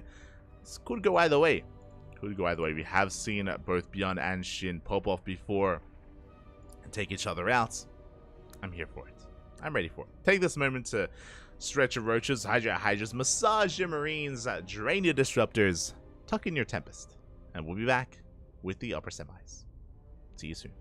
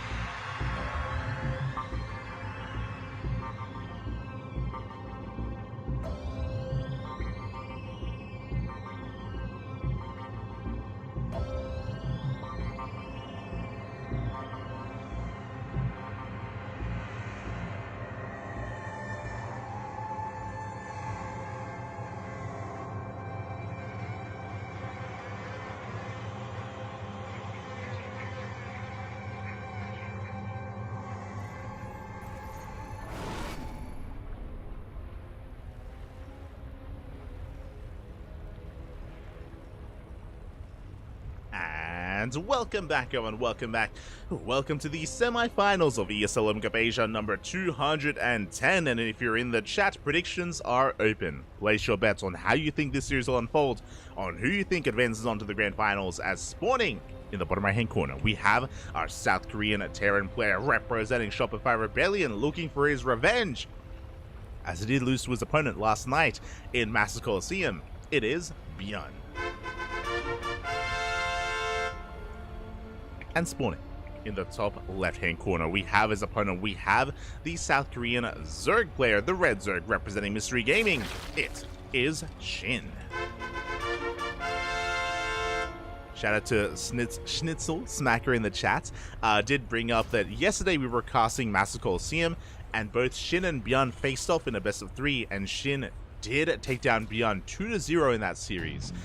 Again, those games did go into longer games, and Bjorn was having a really hard time getting damage done early on. Remember, Bjorn, last night he went for a 2-rax opener like this, and he lost his first Reaper. He lost map control early on, tried to go into drop play, and he was denied at every turn. Just game after game, Bjorn, he just had a really hard time hindering the economy of Shin, and Shin was just showing off his defensive and late game prowess as Shin was able to survive. And here on hard lead, we had like a 30-minute game where Bjorn was stuck in his corner of the map, going into 4 bases, going into 5 bases, getting into mech ghost. It was a very long game, and Shin did show that in the late game he did have some better late game army control. But Bjorn, I'm sure, is aware of that, and as I mentioned before, I'm sure Bjorn wants his revenge. I'm sure he wants to fight back and reclaim his glory. And again, I do think both these players are very comparable. I do think that things can be very close between them. You know, one day we might see a 2-0 in one direction. The next day we can see a 2-0 in the other. But we will see as Bjorn does slip into the main. We do see Shin just getting into a hatch gas pool, focusing on his link speed. Lings arrive just in time to defend. Ooh, we invest into 6 Lings, actually. Okay. A bit of a more larger investment here from Shin. Investing into additional Lings. KDA charge is going to be going off. We do pick off one of those Lings at the same time the second Reaper does arrive. And we're going for drones. Don't quite get them. Oh, once again we overextend, though. Not the first time this has happened in the past 24 hours. Where Bjorn gets a little bit too over-eager with his 2-rax Reaper, and he does lose a Reaper here. He gets 1 Reaper for 1 Ling. Not a good trade from Bjorn. And just like that, Shin can expand. Shin, he takes a 3rd base. There's nothing to stop him, nothing to slow him down. This opener has fallen on its face for Bjorn. I get 2 games in a row back against Shin. We lose the first Reaper. Behind this, we're going into a 3rd CC. 3rd CC before Factory. So it's going to be 3CC 2-1-1. A very economic opener, a very economic follow-up to try to catch up, to try to make up for our earlier losses here in this game. Now, the reason why this is devastating, 2-rax Reaper is designed to give you map control and is designed to delay this 3rd and to contain your opponent. But losing one of these Reapers already, suddenly you lose map control. You lose map control, you lose momentum, and Shin can freely expand and take this 3rd without any issue. So this opener from Bjorn hasn't really been worth it. I mean, obviously from here we're transitioning and we're getting into a faster 3rd base, into a stim timing, into mass marine. There's going to be another opportunity here to bounce back, but it was a rough start. It was a rough start here out of Bjorn. He's stuck back at home. Across the map, Roach Warren has been thrown down. Shin going to be getting into Roach play instead. Going to be getting into Roach Ravager, which is a very secure way to establish yourself in the mid game. It's not as efficient as Ling Main, but you can actually fortify yourself, defend, and get into 3-4 base economy, and then get into Ling Bane thereafter. It's a more defensive style. You can be aggressive with it, don't get me wrong. We'll see how Shin approaches this. We'll see if he uses these Roaches as a stepping stone, or if he commits with Roach Ravager. Basically, we're looking for range upgrades. If we throw down 2 Evo Chambers and invest into +1 range, that is a sign that Shin wants to be hyper-aggressive with Roach Ravager. And obviously if he cuts warriors.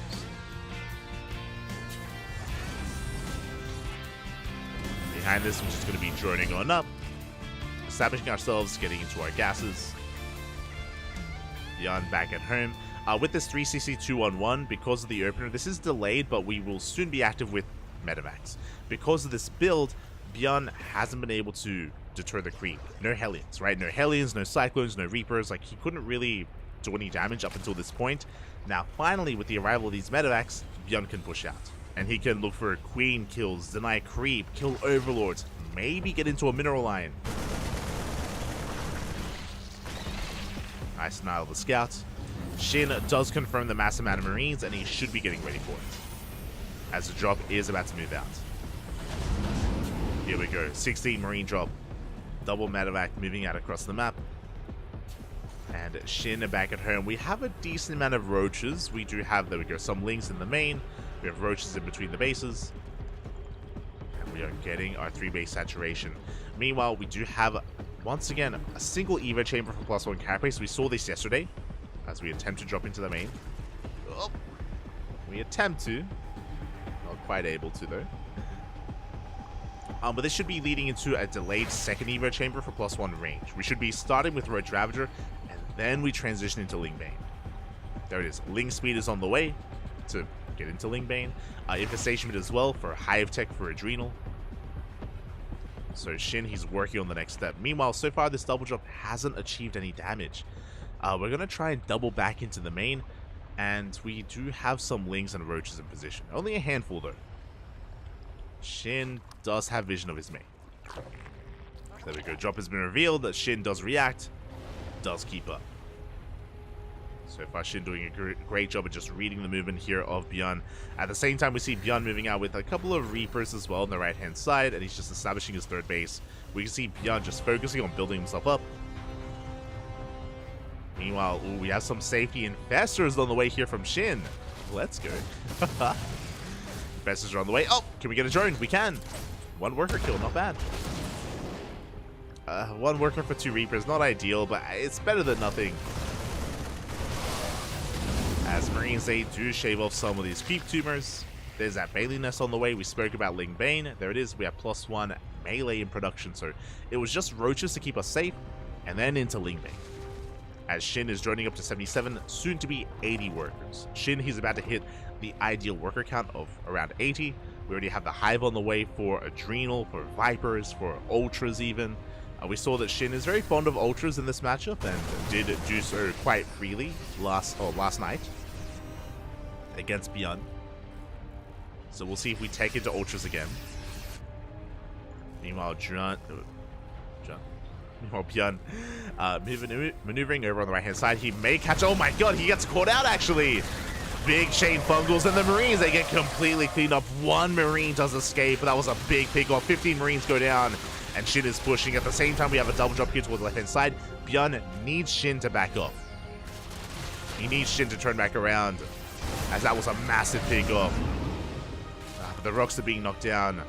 Bjorn is in position. We have 3 tanks. This is a decent tank line. Has a couple of Marines. Double drop still looking for damage. Bjorn going to be threatening a push. Shin threatening a push. Bjorn trying to force Shin to back up, to turn back around.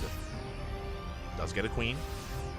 There's that Ultra Cavern that we spoke about. Again, Shin has been very fond of going Roach into Lingbane into Ultra. Into Ultra Viper. Has been his go-to. Double drop into the main is deflected. Adrenal's on the way. Kindness plating. 2/2 upgrades. Rocks are being knocked down. There is a very little creep here on the left-hand side. We do need to respread that as soon as possible. We are rebuilding those creeping queens. And Bjorn is fortifying himself. Like, even though Shin had the potential to go for a counterattack, he recognizes the defensive position here. He's not going to test this. Like, there's too many tanks to push in. Shin would rather try to exploit Bjorn when he tries to expand and take a fit. This center 5th base is a little more exposed.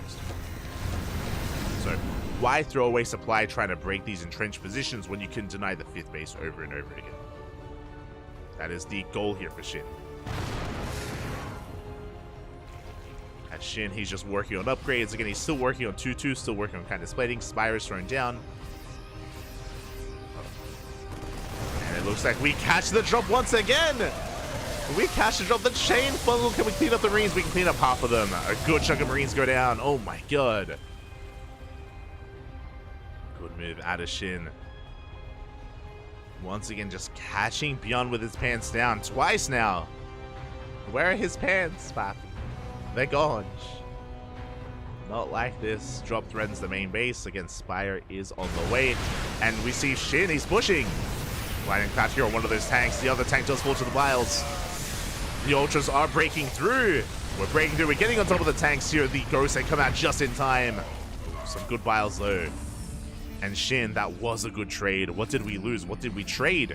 We got 3 tanks. We killed 3 tanks, 6 SCVs. We denied some mining, and we killed a good chunk of Marines. And Shin from here can back off and remax. He can remax, he can rebuild, he can do it all over again. Meanwhile, Bjorn, you can see he is desperately trying to fortify himself, build himself back up. Has to rebuild that tank count, working on 3-3. Scan into the main, does reveal the tech, but we already knew about the Ultra Cavern. Does see the Spire, very important. He is aware. 5th base is on the way.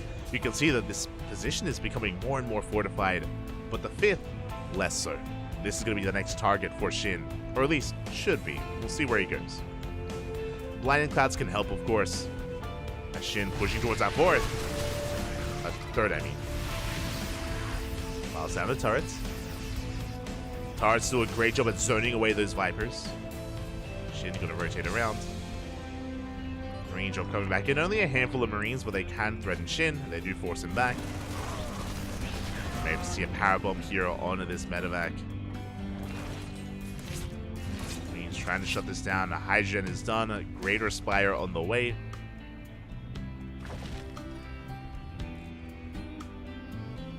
So far, only responding with Queens. Getting a lot of damage done on this. Meanwhile, Shin is maxing. And again, very important that Shin does diversify his tech to make sure he's ready for a Hydra switch, a Broodlord switch.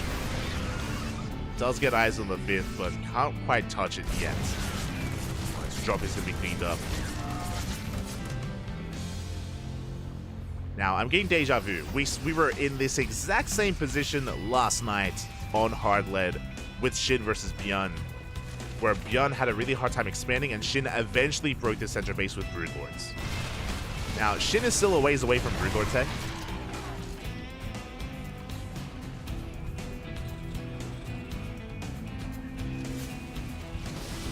As we do see Shin trying to pull Bjorn apart. Going to be bleeding out a lot of roaches, but we want to get rid of them. We want to get rid of these roaches. We want to replace them with Ling Bane. Shin looking for a fungal. Oh, does get a massive fungal on the Ghosts. 3 Ghosts go down. Big pick up. The Ghosts, they were caught out. We're getting on top of the tanks once again. Good snipes on 1 Ultra. Another tank goes down. As snipes go up, but we get 17 SCVs. Again, Bjorn, he was ready here at his 5th, not at his 3rd. The Vials, once again, almost get a CC.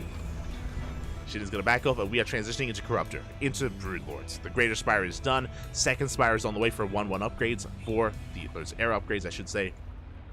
Shin double expanding, taking more bases. Now, just to reiterate from last night as well, I did see some of the chat. This is like, yeah, this is just like a repeat from last night. True, very true. Very similar game. I would say similar game. I would say that Shin is in a better position this time. Like Shin, he has done such a great job at catching these drops, catching these Marines. Shin does feel more refined than last night, I'll be honest. But we'll see if Bjorn can survive. We'll see if he can hold off. So far, the center base is up and running. He is mining. Being a little bit adventurous with this army. These Ultras are very low and they're going to get sniped. 2 Ultras go down. Shin is still not remaxed, still lacking in gas. Does land one of those fungals, but we need more. We need more of these fungals, and we will connect. Up the Vials. Decent connections. The Broodlords air ram just in time as well, forcing this back. And we're just buying time for those Broods. Behind this, Hydras are on the way. More Infestors as well. Broodlord Infestor, the composition of choice. We're still lacking Broodlord upgrades, but we're getting there. And likewise, we can see Bjorn transitioning. So the way that this works, as I'm sure you're aware, the ideal late game mech composition, Terran composition is mech. It's going to be mech with Ghost to support. It's going to be tank, Thor, Lib, Ghost. Bjorn is working on it. Now, Bjorn's mech upgrades aren't ideal. He's got +3 vehicle weapons, but not +3 vehicle armor.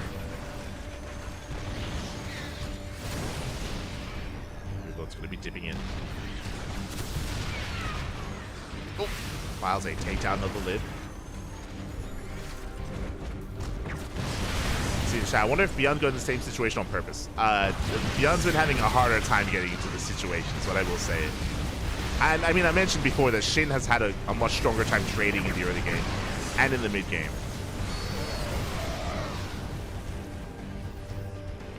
Like, Shin did get here in a much better position than he did last night, but we'll see if he can have the same success as Broodlords. They do dip in, getting a couple of SCVs. The Ghost count is looking a little bit stronger this time from Bjorn, but this is a very exposed base. It's very wide open. Oh, we yoink! We get one lib, we get a second lib just barely. Second Liberator does go down. We can see Bjorn trying to sneak out the base on the left-hand side. Now, if this base can get up and running, that's going to be huge. It's going to be a big win for Bjorn. Thors have arrived. The Ghosts are moving out towards the left-hand side, which means that creates an opening for the Broodlords. The Broods! Yoink some of these libs. The CC is going to go down. Mass snipes! Good snipes, so we have even better fungals. Bjorn tries to hold on, losing a big chunk of his economy. The Broodlords, they come back in, and here comes the Ling Bane. Good snipes here on the Broods. The Ling Bane rolls on in. We collapse on the Thors. The Ghosts are being saved. Good movement out of Bjorn. Good movement out of Bjorn, and he cleans up every single Broodlord. Again, just keeping those Ghosts on the other side of the Thors, using them as a wall. And Bjorn, he's gaining ground. And he's forcing Shin back. So Bjorn, he may have lost a big chunk of his economy. Another CC! No! It's gonna burn down! 3, 2, 1. The CC does fall. So Bjorn's economy is hurting. And he does kill a base, but Shin, he has time, he has room to grow. Like, he has room to breathe, to rebuild, to remax. Interesting that he's remaxing on Ling Bane Hydra, a very mobile composition. With this, he can die. But breaking these entrenched siege lines is going to be difficult without Broodlords. So it looks like Shin was hoping that Bjorn would keep pushing. Like, if he kept pushing onto creep, he would be surrounded, he'd be cleaned up. Like, Shin would clean up and annihilate the army. But because Bjorn backed up, this army from Shin is not ideal.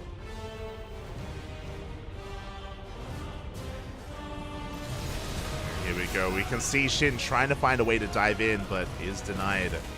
Another CC does land. And bottom left is getting up and running. And Shin doesn't know.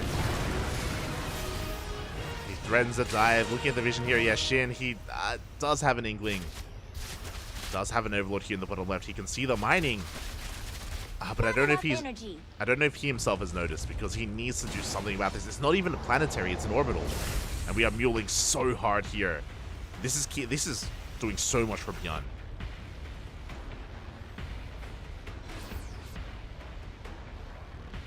It's keeping his economy up, it's keeping it afloat, despite losing so many SCVs earlier.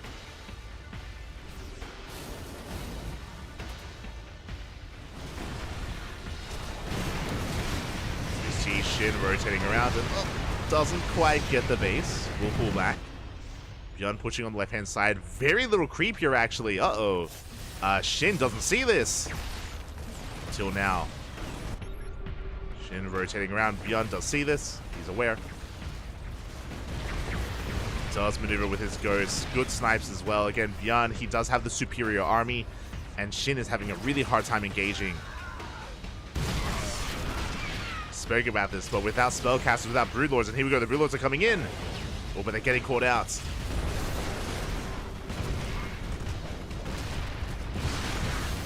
Bjorn's gonna be pulling back. Broodlord's taking a lot of damage. You do land a fungal though. A big fungal here on some of those ghosts. The Baileys, they will connect. Bjorn, he did overextend.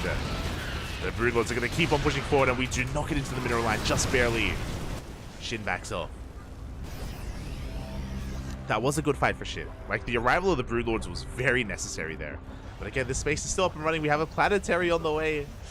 Ay, ay, ay. Like, these trades are not good enough for Shin. Not anymore. Not just because of this base, essentially.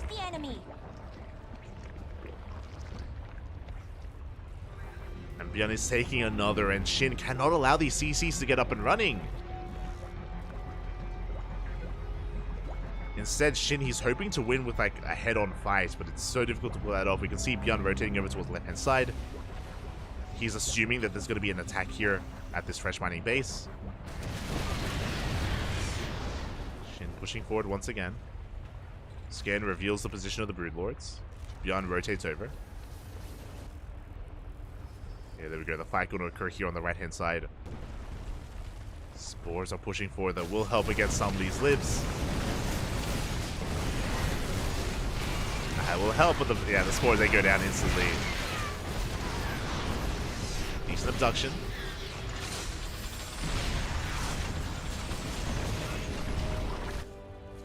Decent abduction here. It's Byeon. God, he is amassing his army. Man, oh God, so many Thors, so many of these Liberators as well. How many Broodlords do we have? 15. 15 Broods. That's not gonna be enough. Not in a head-to-head fight. We are getting a little bit of ground. And we're hoping for a big fungal. We do land one. The tanks are getting within range. Oh, the Broodlords, they're taking too much damage.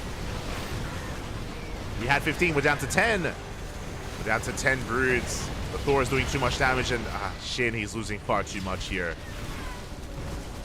He's a little bit too overzealous with those Broodlords, and Shin has to back off, has to rebuild, and Byeon has established the space. Big moment for Byeon. He's forcing his way forward.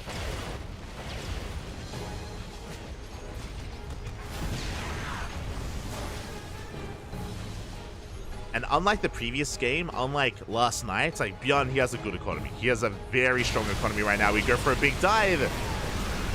But the Broodlords are being focused down one after the other. Byeon, he can stand strong. He can deal with this. Yeah, he will clean this up. And Shin loses everything. And with that, Shin doesn't have a bank. GG gets pulled. Byeon fights back. Byeon takes game number 1. Whew. GG. GG, well played. Whew. Byeon does take the first game here, getting his revenge from last night.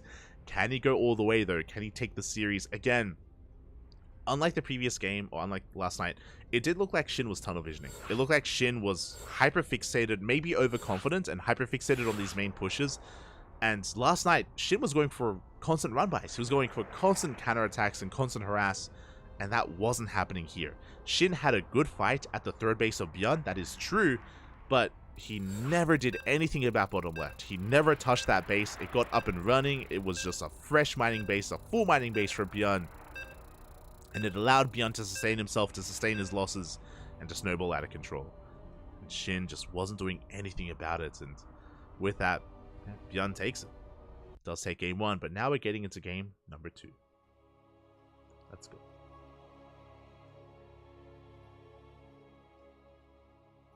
I may have been living up to some Euro rock, but who is Shin and when did they get this good? Shin has been around for a long time. Shin is Ragnarok. Ragnarok, he name changed to Shin how long ago? Like 8 months ago? Like less than a year, but over half a year. So quite a long time ago, Ragnarok did name change to Shin. Shin is his IRL name, for those who are unaware. It is his IRL name, or part of his IRL name. Here we go, we're getting into game number 2, and spawning in the bottom right hand corner of Golden Aura, we have the South Korean Terran player, the Blue Terran representing Shopify Rebellion. Ooh, taking game 1, it is Byeon. And spawning in the top left hand corner, we have his opponent, we have the South Korean Zerg player representing Mystery Gaming. Falling a little bit behind in the series, looking to fight back, it is Shin. Going for a 15-15. Interesting. So Shin is very fond of this. I spoke about this, if you recall me casting Raynor last week. Raynor is very fond of 15-15s. So is Shin, the two of them. It's going to be 15 hatch into a 15 spawning pool. It is a bit of a greedy way to play, and it can be punished by something like a 2-rack. So we'll see if Shin can keep this up. As Byun is going for a 2-racks opener, 2-racks Reaper out of Byun. Ooh, my apologies. Okay, we're going for a proxy 3rd racks. Mass Reaper out of Byun. And with something like a 15-15, okay, so for those who are curious, what this build does for the Zerg is that you get fast queens. You get fast queens, but your link speed is delayed. And that means, well, that's kind of crucial here, because link speed is very necessary to clean up these Reapers and to establish a 3rd base. Without link speed, Byun can contain Shin for a long time. He can contain Shin for quite some time, and Byun can expand behind this. This is not all in out of Byun. It's aggressive, yes, but you do typically expand behind this. As Byun is going to be amassing Reapers, again, his like kind of minimal goal, like the minimum that he needs here is to deny the 3rd, but he's going to be looking for queens and drone kills. Like, ideally, Byun wants more damage. 3rd base is soon to be on the way. Byun dips in.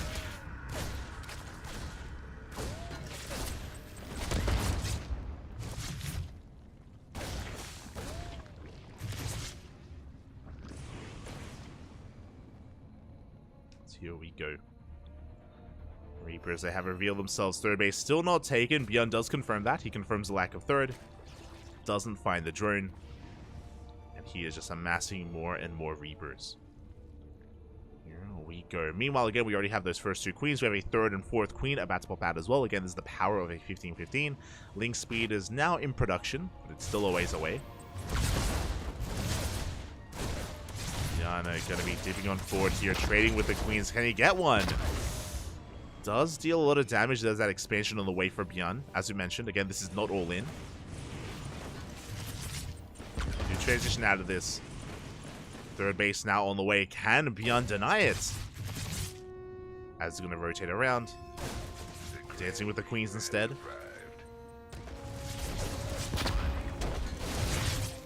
Let's knock them up for a moment here. Do we have a couple of transfuse? We do. Another queen's getting very low. Plus transfuse, barely keeping them alive. Byun is being forced back. Again, Byun is tunnel visioning a little bit here, but can he make it worth it? Can he get the queen? Up! They're so low. They are so very low, and Byun, he's breaking through. Gets 1 queen, gets almost a 2nd. Link speed just finishes up in time. And Shin will clean this up. God, that was so close. The queens were almost broken. Any second later, like, give Byun 2 more seconds. Give him 2 more seconds and he kills the queens. But he gets surrounded. He gets cleaned up. Good movement here out of Shin. He's going for a big counterattack. But back at home, we're transitioning into our add-ons. Tech Lab. Reactors are on the way for Stim, for combat shields. Meanwhile, 3rd base to get up and running. Remember, Byun, he wasn't quite able to spot this 3rd until he was kiting back with the Reapers, so he wasn't able to deny it. Instead, Byun chose to leave the 3rd base alone and go for the natural. Now, Shin is going for the correct move. Because this 3rd is so late, take a 4th. Double expand. Shin essentially is double expanding to catch back up. And Shin is in a good position. He got away with quite a lot here. Remember, the bare minimum that Byun was looking for was to cancel the 3rd. And he didn't. He did delay it, but he didn't cancel it. So the 3rd gets up and running, 4th is on the way, and the queen count is healthy. Looking at the resources lost tab, we traded 1 for 1. 10 Lings for 10 Reapers, and only 1 queen went down. This was a good defense. This was a good defense from Shin. Rocks are being knocked down, and Byun is transitioning. He's going for a 3rd CC before factory. So a very economic follow-up here, as Byun recognizes that he didn't get enough done. So he's trying to be as greedy as possible. Interesting. Okay, so behind this, he's going for 5 racks before starport. So he's delaying his starport by quite a lot. This essentially means that Byun is going to be quite late when it comes to his move out. It means that he's not going to be moving out anytime soon. He's going to be waiting for 1-1, Stim. The medevacs are delayed essentially, so the push is delayed. Byun is going to be stuck here on 2 bases for quite some time, which means Shin, he's free to drone. He's free to saturate his bases, spread his creep, drone up his 3rd, drone up his 4th. Get it all done.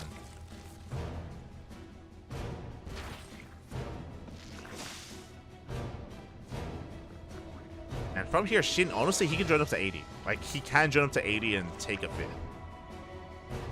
We'll see if he does embrace that.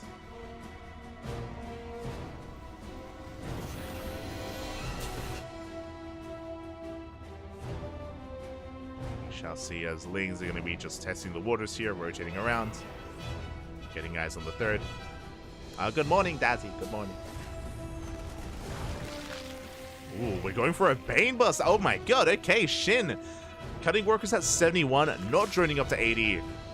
He's amassing Banelings, looking to try to bust into the natural. There are no tanks, there are no Widow Mines.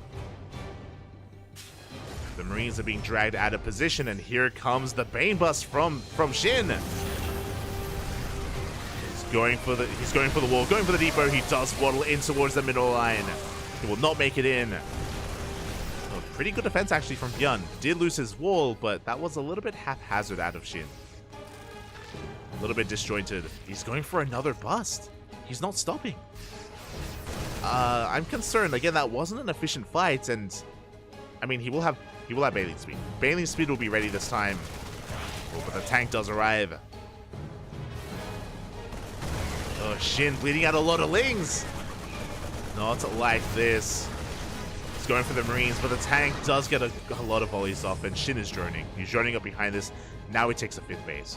So this fifth and these drones could have been on the way a minute ago. Like before the first Bane bust. The bust wasn't worth it. It wasn't worth it for Shin, and Byun is clawing his way back into this. Like he's getting his fourth now up and running, as Shin gets a fifth. Like these were some good fights and some good trades for Byun. As now Shin is going to be droning, working up towards Hydras. So Lingbane Hydra. Gases are being taken.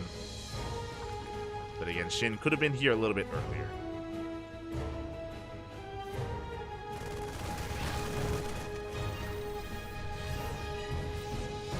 Byun is going to be maneuvering out here with his double drop. A good target firing here by Byun. Gets a couple of Banelings. Does pick up, does get the hell out of there.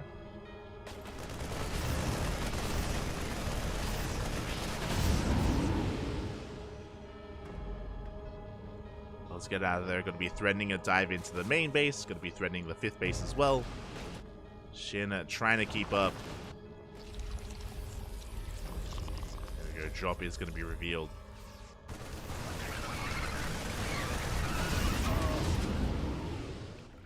You have Shin in position. Behind this, Hive is on the way, and basically the game is going to be settling down. Like, Byun is going to be threatening with drops. He's going to be fortifying himself. Shin being cheeky, taking the gold base. Oh my god. Risky move here out of Shin. We'll see if he can get away with it. Meanwhile, Byun, he's maxing out. Like, he's fortifying himself on 4 bases. A very, very stable 4-base setup here on Golden Aura. Getting into Bio Tank. Ghost production on the way. 2 more CCs as well to expand. Take a fifth. Byun is looking pretty comfortable.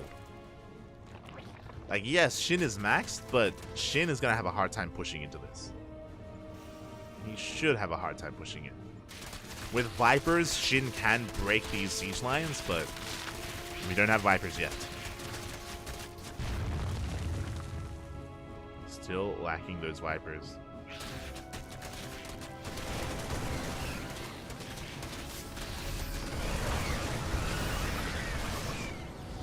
Sensor Tower is going to be knocked out.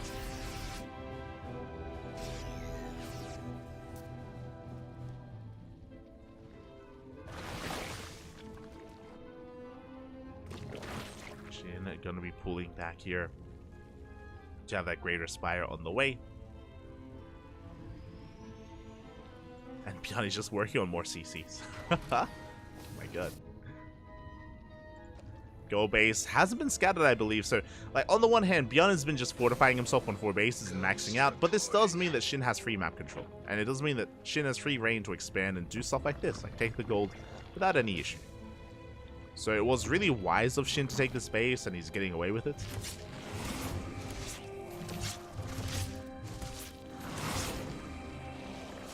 Double drop still being active. We're still just building up here towards 3-3. Tank count getting higher and higher. I don't think it would be wise for Shin to try to push into any of these positions yet. Just like the previous game, he's waiting for the pick. And Shinny's waiting for the 5th base to be taken, and then he can try to punish that 5th base instead.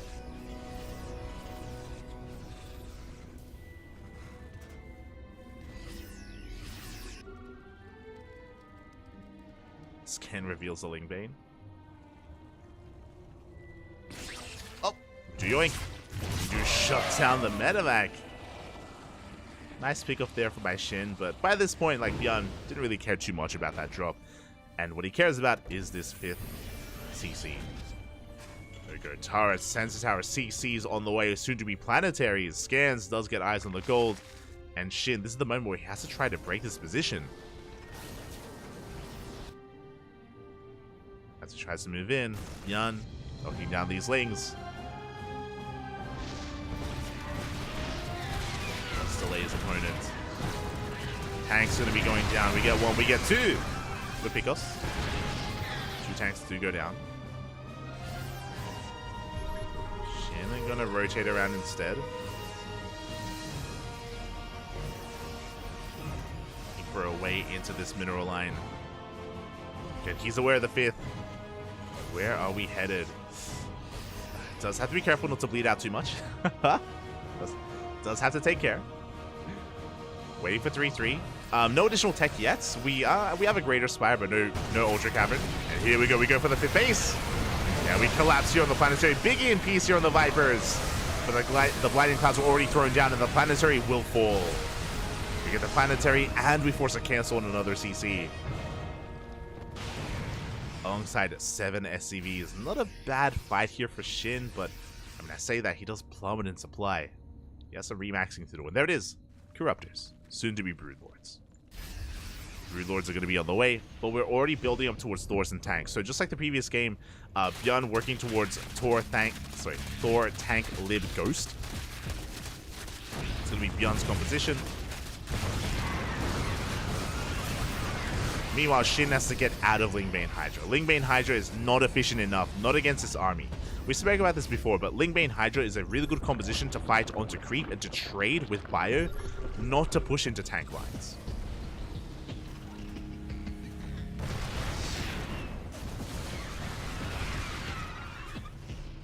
Not like this.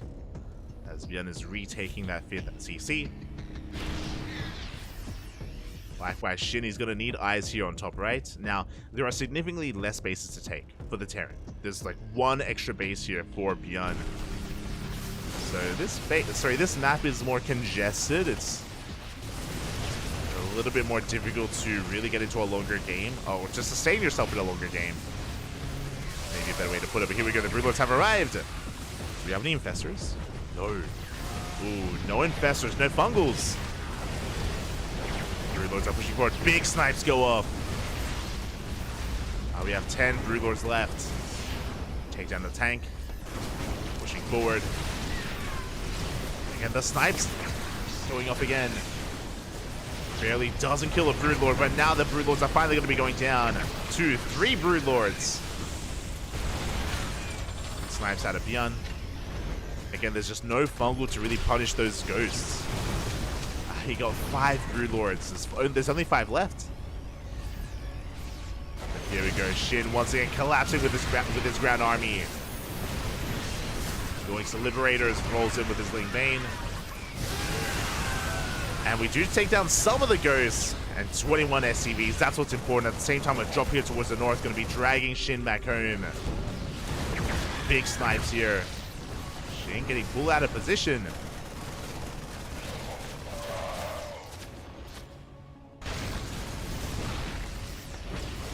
Shin gets sunk down to 3 Broodlords. You're gonna have to rebuild.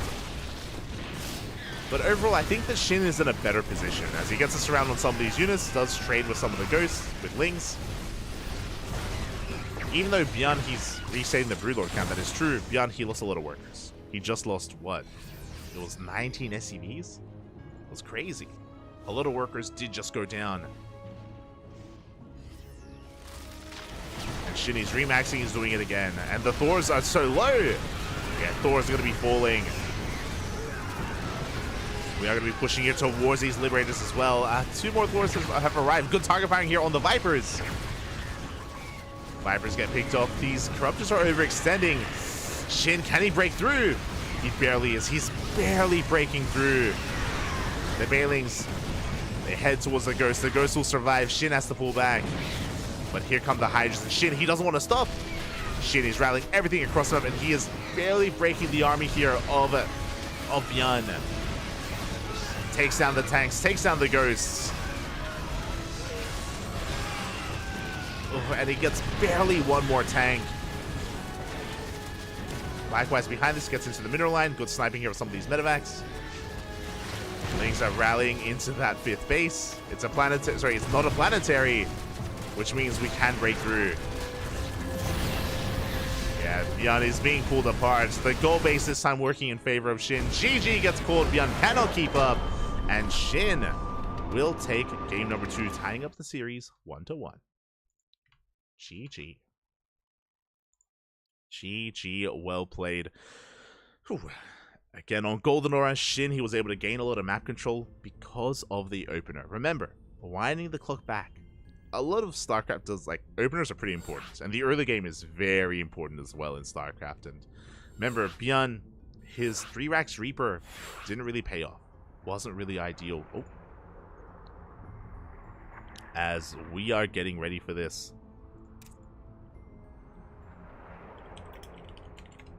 We're getting ready for our next game, and I may have a co-caster. Oh. Oh.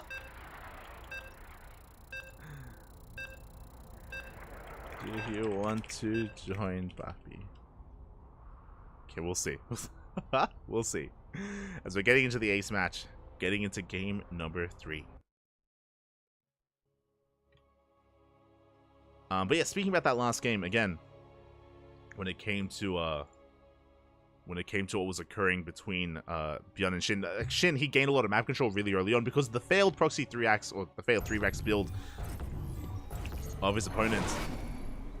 And as a result, things, they got out of hand, they got out of control. And spawning in the top right-hand corner of Alkyone, we have the South Korean Terran player, the Blue Terran, representing Shopify Rebellion. It is Byun. And spawning in the bottom left-hand corner, we have his opponent. We have the South Korean Zerg player, the Red Zerg, representing Mystery Gaming. It is Shin. Here we go. But yeah, Shin, he had so much more map control and so much more freedom to just expand, take the goal base, take every base that he ever wanted, and take every base that he ever wanted. And with that, Shin, he was the one that got out of hand. He was able to trade, was able to exploit the more exposed 5th base of Byun and take advantage of the map. And with that, we're getting into the ace match. Now, for the finals, I will be joined by Chicken Man. We'll be casting the finals together, just as a heads up. For those that are curious, because I know that Masters Coliseum is starting as we speak, we will cast Masters Coliseum after ESL Asia. We will finish ESL Asia first, and then we will cast Masters Coliseum. That is the plan. That is the plan. As we do see Shin going for a standard hatch gas pool, getting into his builds, getting into his opener. And behind this, Byun going for another 2 racks, this time with no proxy. This time no proxy from Byun.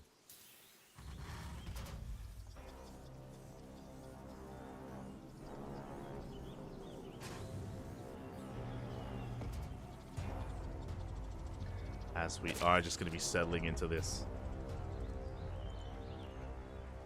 And we'll see if Byun can achieve a little bit more here with this opener. So this 2-axe Reaper, very similar to the previous game. His goal here is to delay the 3rd base and to contain Shin. That's his goal. Because it's only 2 racks, he shouldn't be investing too hard. He should be cutting Reapers at 3. He could go up to 5 Reapers if he wanted to be a little bit spicier, but we'll see. We shall see as the Reaper does dip in towards that natural. Lings have arrived though, gonna be forcing this back. The Queen is a couple of seconds away. And the drone's looking a little bit exposed. Oh my god. The drone barely does survive.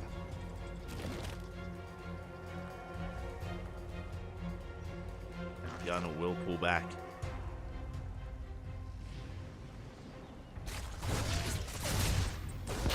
back. It does want to try to tango with these queens.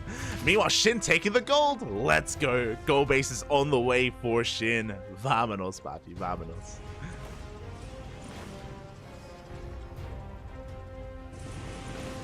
As he is racing into that gold. So far, Bjorn is unaware. He's going for a third CC before... Oh, sorry. Third CC before Starport, not before Factory. Reapers, they get into the main. They get one drone. One drone does get picked off. Good pick off here by Bjorn. And it would be better if he knew about the third base. He did check that linear third. He checked the triangular third as well, but he is not checking the gold. He doesn't know. Doesn't know that Shin's economy is about to boom. And that these Reapers didn't do as much as he thought. Link speed is done. We can see Shin looking for those Reapers. But again, really good positioning out of Bjorn. Does manage to escape. Does manage to pull back. Behind this, as I mentioned, it's going to be 3cc 2-on-1. So we're going to be eventually moving out with a double drop of Marines. 16 Marines with Stim with Medevacs. They'll be on the way in a minute or so.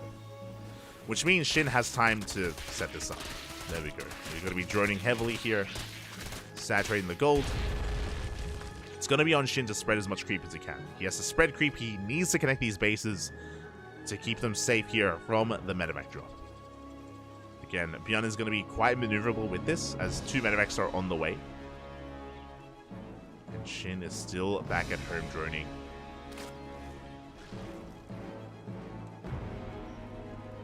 Still droning up. He's going for a Roach one, which makes sense. He wants to be the defender. He wants to take advantage of this gold and hold on to it. It's not going to be an all-in. It could be if we just cut workers and commit. It's possible. But I imagine Shin just wants to get into a more secure mid-game. We shall see. So we have Bjorn pushing on the left-hand side. Moving out with a handful of Marines. Only a handful. Moving out with 10 Marines instead of 16. Supporting his armor with Reapers instead. Now this means that this does hit a little bit faster than normal. It's pushing it towards the natural. And Shin not in position. The drop does come in.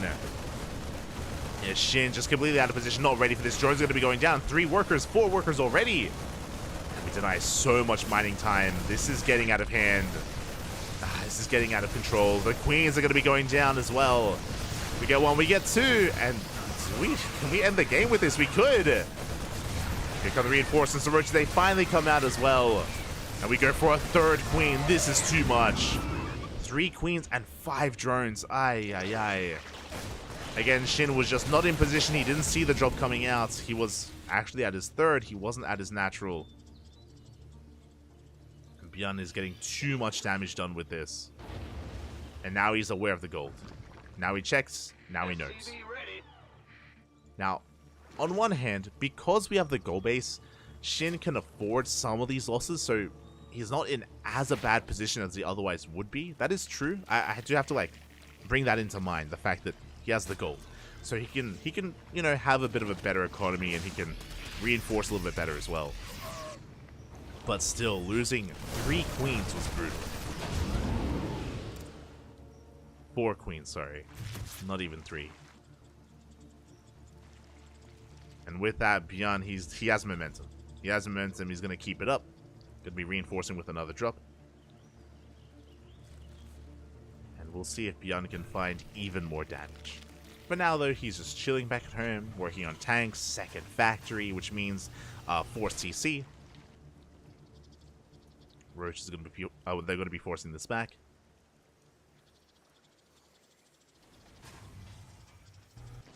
And Bjorn coming in towards that goal base. He wants another queen. Doesn't quite get it. Whew, that was close. Doesn't quite get it here as Shin, he pushes towards the 3rd base, takes down the tank. We'll get a couple of depots. Not bad. It's 2 depots, gets a tank. He can threaten this 3rd base as well. He is transitioning behind this into double evo chamber into infestation pits. He's trading quite nicely. Shaving off a lot of these Marines, forcing the boys to be pulled as well. He wants a tank, and he's gonna get it. The tank goes down. Big pickup. It's gonna be a costly trade as the Ravagers get surrounded, but we even get 9 SCVs as well. A good counterattack here by Shin. May have lost 4 queens. He does kill, and 6 workers as well, but he does kill 10 SCVs. Behind this, Fast Hive, interesting choice. We're also investing into range, not melee, which means it's not going to be Ling Bane. It is going to be Roach Ravager into Hydra Lurker. Interesting choice. Okay, so Shin is mixing it up.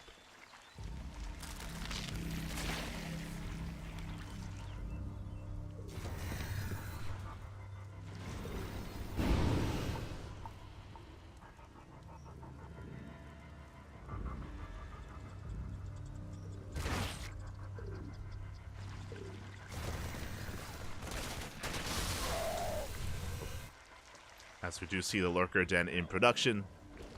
Shin just focusing on getting up his Ling Roach Ravager. Do you have a double drop into the natural base? This time Shin is in position with a handful of units. We'll lose 1, 2. Ooh, loses a lot of drones though. 4 workers go down. At the same time, Bjorn pushing here towards the goal base, and Shin is being pulled apart. He was caught completely off guard, and Bjorn, he's snowballing out of control. He gets 17, 21 drones. Shin was doing well recovering, but this is too much damage. Ay, ay, ay. 28 workers go down. Not like this. And yes, Shin is taking up into Hydra Lurker, but this all gets scouted, it all gets spotted by Bjorn. He's aware. And he's still being active with these drops. Again, this is the downside of taking this goal base. It's so far out in the open, it's so difficult to split up your army and defend. And Shin is down to 62 drones, as opposed to the 85 of Bjorn. Bjorn is looking quite comfortable, like quite healthy here with his worker count. Bjorn is pretty far behind at this point. Now, Shin can come back. He can come back with his Lurker play. That is possible. Scans the main, sees the Hive, is aware of Hydra Lurker Viper. He is aware.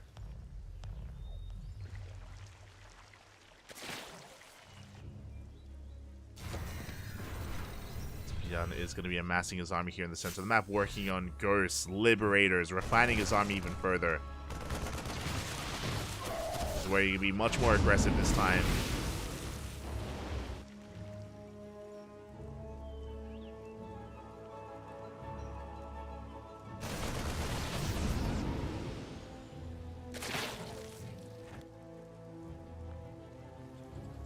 Bjorn is going to be going towards that natural once again. Just constantly dropping him in this location. This time though, finally, Shin does force him back. At the same time, drop here towards that 4th, towards the 5th even. Shin able to swat him away. So Shin is trying to stabilize. He hasn't stabilized yet. Ooh, heavily supplied block. 5 overlords on the way. Brutal. Creep is being denied. Bjorn taking his own gold. He knows that there's nothing stopping Bjorn from expanding. He is free to just take whatever bases he wants. Shin is stuck at home, building up his army.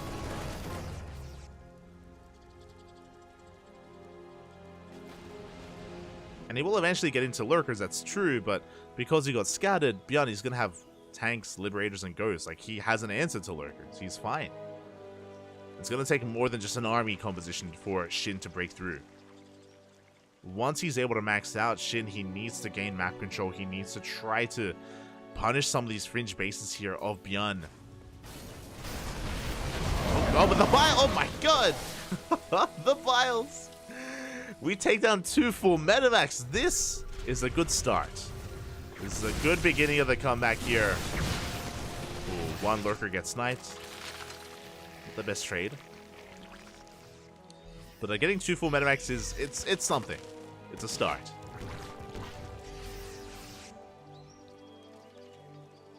The journey begins with the first step here, and the first step has been taken. We see Shin pushing forward, catching some of these exposed tanks. Ooh, the Lurkers though quite exposed themselves, and 2 Lurkers go down. We got a 3rd Lurker as well. This was an expensive trade here for Shin.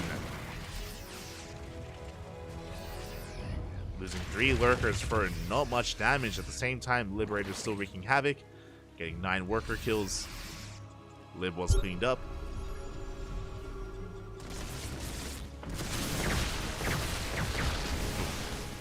Massive amount of snipes here on those Ravagers. Oh, likewise, snipes on the There goes Spappy. We sniped the Ravagers, we sniped the Roaches, we sniped the Lurkers as well. Again, Shin still hasn't recovered. He still doesn't have a bank to work with either. Shin still refining his army, getting into Infestors, Spire, soon to be Greater Spire. Now, basically what Shin needs is a solid fight. He needs to get into these Infestors. If he can fungal, if he can catch all these ghosts, I mean, just like that, we can swing things in Shin's favor.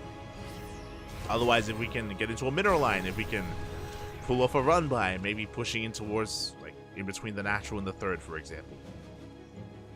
Or working towards the fourth base.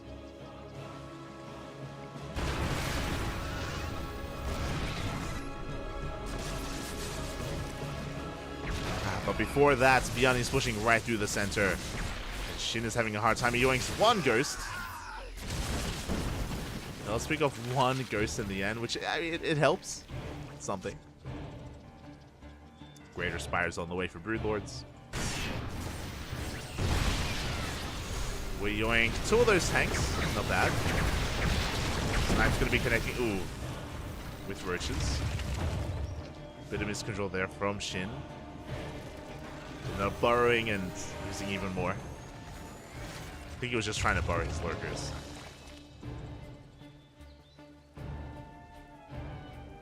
Here we go. Beyond, he's just pushing even more forward with his tank line, with his lib line, with his turrets.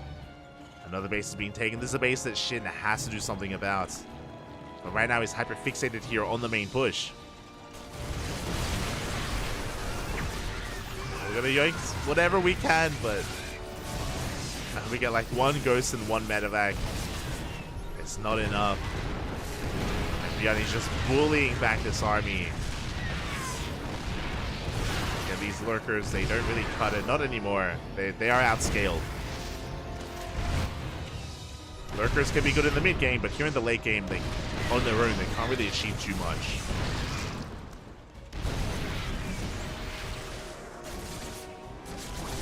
Oh, a decent fungal. Oh, the chain fungal, Papi. Let's go. Ooh, even filing. I think we got, I want to say, 4 or 5 ghosts. Pretty good. Pretty good trade. And here we go. We have 8 Broodlords on the way. The scan reveals the Broods. Thor production underway. A couple of productions. We have some yoinks. We snipe one of those Vipers. This hatchery is going to go down.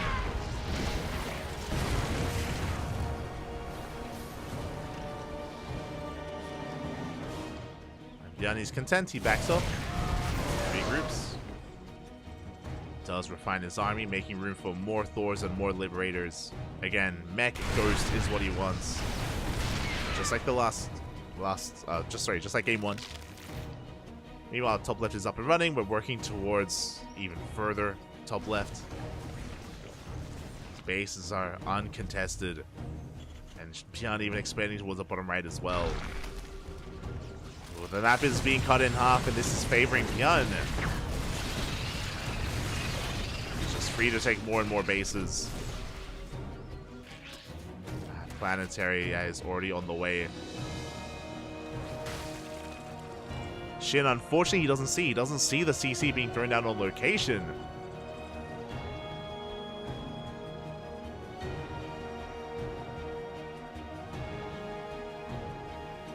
Bian, he does get eyes on this. See, Bian, he scans the base. He sees it's exposed and he's going for a drop. He's just going for a counterattack here to deny this base. Shin just doesn't have the freedom to do so. He's going for his own committed push here towards the planetary. Knife save that Queens. And Thorn tank drop takes down this top base. There's no saving this hatchery. Meanwhile, can the Lurkers take down the planetary? Oh! One more! We do. Planetary goes down, trading a base for a base, which is still better for Bian.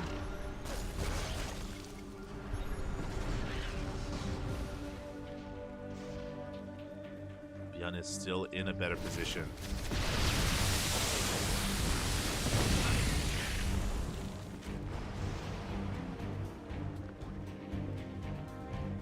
As he has a massive bank to work with. Top left's fully operational. Shin is now aware. But at this point, it's too late to really do much about it, as it's about to become a planetary. More Broodlords on the way. And again, Beyond, he's in full control at the moment.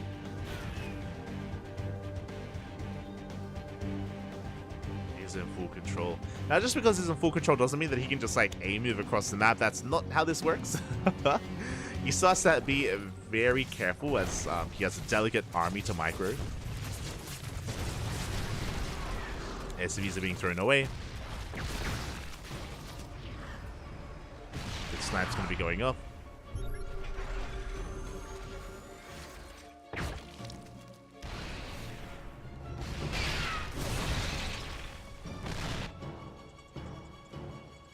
We have Beyond rotating over towards the left-hand side. Here we go. The Gote push towards the goal base once again, shutting it down. Same time, Thor dropped towards the north. Decent files. One Thor will go down, and we kind of duck some more of these units here. Oh my god, almost losing that Viper.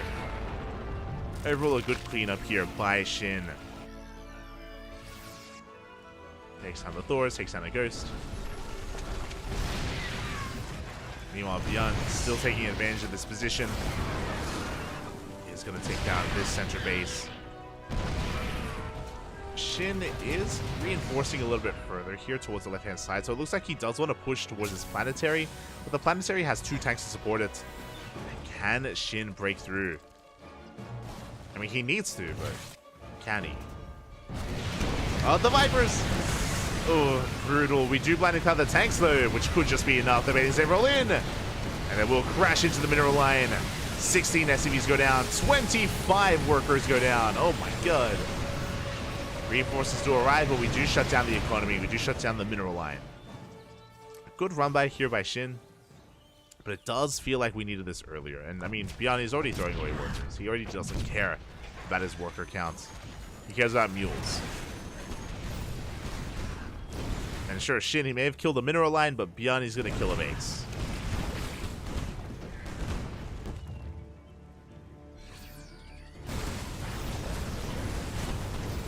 Base will fall.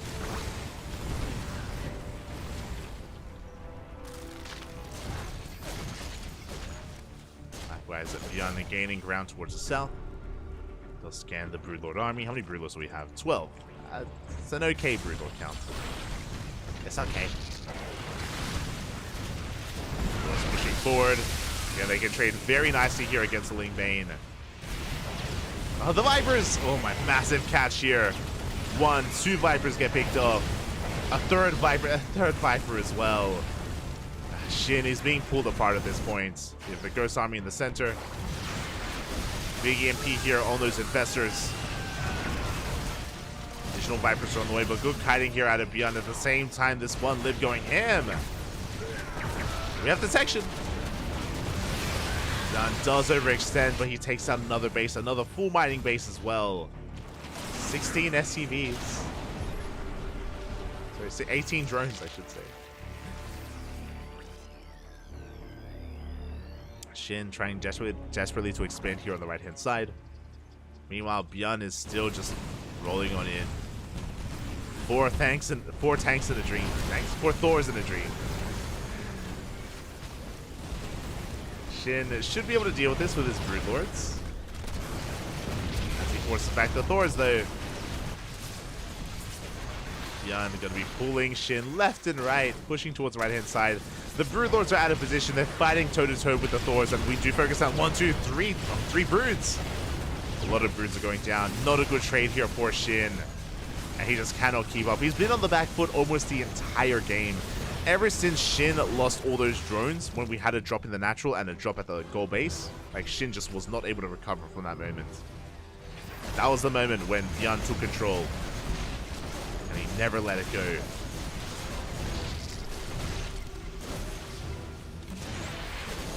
Broodlords are finally coming in. Beyond taking another base.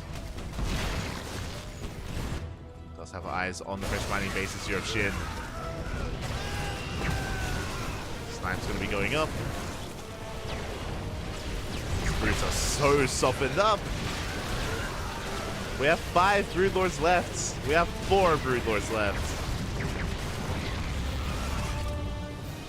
And GG gets called. We don't even have a major fight here as Shin just runs out of money, runs out of steam, and Bjorn will take the series 2-1, advancing on to the grand finals. GG. GG, well played. Congratulations to Bjorn as he does take down his opponent. Does advance on, and he gets his revenge. Remember, Shin took down Bjorn last night 2-0 in Masters Coliseum, but here in ESL Asia, Bjorn does get his revenge. And with that, we are going to the ace match. Sorry, we're going to the finals. And I'm not too sure who is waiting in the finals. Let's have a look. Let's have a look ourselves. I'm pretty sure the lower semi's already finished. We have the refresh, and there it is. We have Solar. He took down DRG 2-1. He took down Creator 2-0, and Solar is lying in wait, waiting for Bjorn. Let's go. It's going to be another Zerg versus Terran.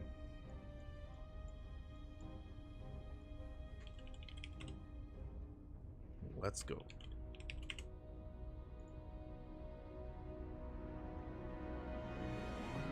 We will get ready for that. We will have predictions ready for that as well. We'll get on it. Likewise.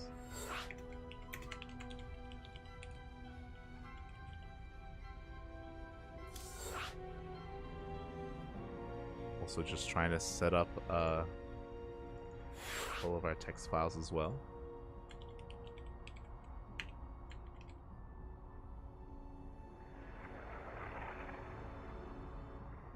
Doing my best.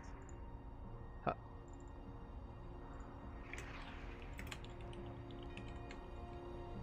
Setting up all of those text files, and here we go. We are getting ready. Oh!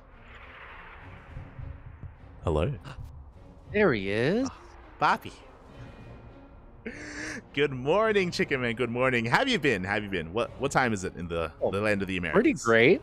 It is 3:30 in the morning right now on the Pacific coast of the United States. Let's go. Let's go. I did take a nap before this one, so I'm feeling like a reasonable human. Beautiful. In some ways. A reasonable chicken.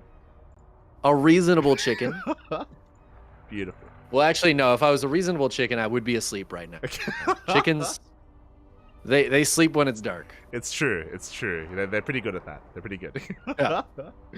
I will start yelling the moment the light comes out, though, for sure. Beautiful, beautiful. Well, I'm glad you got some rest. You were able to get a little bit of sleep before this. Sounds good. Yeah. Yeah. It's always good to get some sleep. How about you? How have you been? How's it going today? Yeah, it's been a pretty intense broadcast so far. We were following Shin from like the beginning, basically, of the tournament, and he had a good run. He had a pretty good run for himself. Oh, I can see you, Papi. Oh my God, you're beautiful. Just for you, just for you. I figured out how to make the virtual camera work while I'm streaming. Technology, Papi. Technology. Let's go. Wow. Oh my God. But yeah, we were following Shin, and fun fact, I don't know if you knew this, but this was a rematch. Shin beat Bjorn last night in Masters Coliseum 2-0 in very similar games. So Bjorn, I'm sure he was holding a bit of a grudge coming into the semis. Yeah, he must have been. He wanted his revenge, and he got it. Honestly, that game felt very one-sided. I'm sure the rest of the series wasn't, but that was all beyond that last game. Oh yeah, 100%. It was very impressive, very impressive. But here we go. We're getting into our grand finals, Pop. We're getting into our grand finals. No Protoss. Oh yeah. No, look at us. Look at how we've moved. We've moved on. We've moved up in the world. Yeah. We're evolving. The curse has been broken to the point where there's nothing left. There's nothing left of the curse. It's just Zerg and Terran. Who needs PvP when you can just have the other races? True. Honestly, like it's a better finals this way. Oh my God. Really, the game is better without any Protoss. It's true. Yeah, really, they're just ruining it for everyone else. I mean, come on, right? Like, who wants Adepts and Sky Toss and Cannon Run? Oh, it's awful. It's oh my god. No, I'd much rather have Marines and Ghosts and Widow Mines. Yeah. And I think we'll probably get quite a few of all of those units in this series. As spawning in the lower right-hand corner of Golden Aura, it is the Shopify Rebellion's Beyond. And spawning in the top left-hand corner, we have his opponent. We have the South Korean Zerg player representing onside. It is Solar.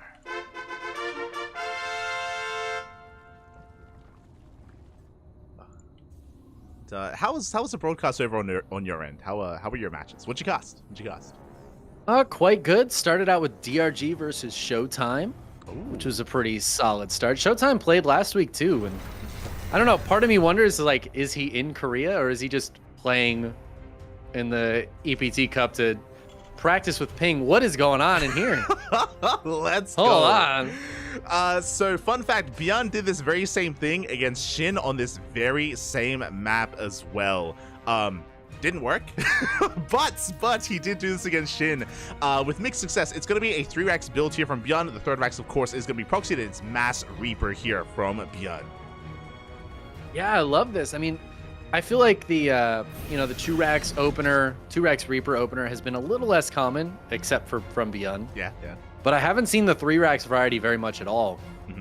So unless Solar was paying attention to those games against Shin, he might be a little bit caught off guard by the extra Reaper, and that can be a big deal. If you try to take that 3rd base and it's 3-Rax Reaper, that's almost certainly going to be a cancel. 100%. And especially in this position. Yeah, we take the 3rd base. Solar, he is still in the dark as to what's going on. Now, when it comes to his build, I don't know if you noticed, it was gasless. He went for a gasless opener, went for a 15-15. As you know, Rainer's been doing this a lot, and Solar, he's trying his hand at it, and that means that late Link Speed is going to have to rely on Queens to defend, and Queens trying to protect this 3rd base is going to be so difficult. Yeah, I mean, I think it's basically impossible. As long as Beyond realizes it's there, he even cancels that or kills that creep tumor, which means those Queens are going to have a tougher time moving out to defend that 3rd base. I think at this point, Beyond's just trying to make it look like it's still just 2-Rax Reaper, right? This still looks pretty standard. Nothing too crazy going on here. Nothing too crazy. 3 Reapers. Oh, even gets out of there with all 3. Does barely escape. Meanwhile, reinforcements are on the way, and the Queens are out of position, by the way. They're off of creep, which means the natural base is that much more exposed. Oh, yeah, and a lot of Lings starting to go down, and this is where things get really dicey for Solar. He's got 14 more Lings on the way, but like you said, Ling Speed, it hasn't even started yet. He doesn't have 100 gas yet. Yeah, exactly. And Beyond, he's actually not going for that 3rd base, so it looks like that 3rd base is going to be able to get up. Yeah, the 3rd base. But now he's heading that way. He does get eyes on the 3rd base. He is going to be trying to chip away at it, but as you mentioned, did finish. He wants the Queens, actually. Beyond being a little bit greedy here. We'll see if he can pull it off. Does lose 1 Reaper. Yeah, loses that 1 Reaper. He still has more Reapers in production right now. And so he's going to keep that pressure on. But this base now is able to be transfused if there's any transfuse available. I think the Queens are a more likely target, and he's just going to try to micro his way through some of these Queens. He does get a couple of them. Link Speed is finally on the way for Solar, but it still feels 100 years away. Yeah, exactly. Because it's so late, that means that we can never dive on top of these Reapers. That means that they're so safe off of creep. Another 2-mid goes down. There's 1 transfuse available amongst these Queens, soon to be 2, but we're focusing them down, and we get another Queen. Yeah, beautiful job here. And other than that 1 Reaper that went down earlier, I mean, Beyond is just keeping all of these Reapers alive. There's so many that are low, but they'll heal up. And in the meantime, he's got Stim on the way. That natural base is done. There's a 3rd CC being built. Beyond putting a lot of pressure on. He's done very well so far. He has, but that Link Speed, even though it's been so long coming, even though it's so late, it is about to finish up. And Solar, it looks like he's getting ready for potentially a surround, and we'll see if he can collapse on these Reapers. Meanwhile, the Reapers, they just dip into the main base. The Lings out of position. Yeah, and all the Lings try to go up into the main base, but I feel like they had a moment there. They could have tried to get the surround on the bottom side of that Reaper wall. Instead, it looks like the Reapers will back up for now. I don't know if Beyond realizes how many Lings are out, because this could be super dicey against this many Lings, but it is Beyond, so, you know. I say that, and then he'll lose one Reaper and kill every single Ling. Yeah, he saw the Lings. He's racing back home. He's racing back home here to get behind the wall. Meanwhile, Solar's trying to beat him there. He's trying to cut off those Reapers, but he misses them. And the Reapers do make it back. Yep, they get home. They did their job. And now they're back and safe back at home. And the fact that those stay alive for Beyond is going to make the follow-up so much more annoying for Solar to deal with. Those Reapers do a lot of damage against Lings. If the Lings try to get us around and it's Stim Marines and Reapers, that's going to be very painful. And the Reaper grenades later on in the game are so weird. Seeing a Reaper grenade in an actual army fight like 10 minutes into a game, oh yeah, those can actually still be very useful. They really can be, and here we go. The Reapers, they do get across the map. They're going to be, once again, chipping away at these Lings, and as you mentioned, they have Hellions to support, and even with the Bio Army later on, Reapers with KDA charges, they can do so well at just disrupting the Ling-Bane army and just making it so difficult for the Zerg player to engage. Yeah, and he's going to be able to clear up some of this creep that Solar's worked so hard to start finally putting down. He's got 1 million queens, but the creep tumors just keep getting killed over and over again. They really do, and Solar, he's just now saturating his third base. Fourth is on the way, throwing down a Bailey Nest for Ling-Bane eventually, but once again, Beyond, he still wants these queens. Doesn't get any, but he's doing a great job of just keeping the attention of Solar here on the front lines. Yeah, and we know Solar loves to get that creep spread out there. The queens do have enough transfuse to keep themselves alive for now, but if he's able to force some of those transfuses out and keep that energy low, perhaps the Marines can pick them off later on, as we do see them starting to move out here. They have Stim, 1-1 in combat shield, still a ways away, but they have medevacs to keep them relatively safe. Yeah, good pickup there. Only 1 Marine goes down. We still have 15 Marines active here in that double jump. At the same time, Beyond, he wants those queens. Doesn't get them, but he does get all the active tumors. So once again, just stifling the map control of Solar, keeping him pinned back. I wish there was a count of how many creep tumors have died in this game. I'm sure there's a way to find that out, but it's got to be like 15 already. Oh yeah, a lot of tumors have fallen here. Beyond behind this with all his map control, he's freely taking his third base. He's working towards his armory for 2-2, and yeah, Beyond, he's currently in full control. Solar, though, is looking to stabilize. He's still not quite there yet, but he's working on it. He's actually throwing down a Hydrogen for Ling-Bane Hydra. Yeah, and he's done a great job at keeping these Marines back. The Marines haven't been able to get anywhere too close to the bases. The 1-1 for Solar is only slightly behind Beyond's, and actually Beyond hasn't started up 2-2 yet. So that's going to give an opportunity for Solar to catch up in those upgrades.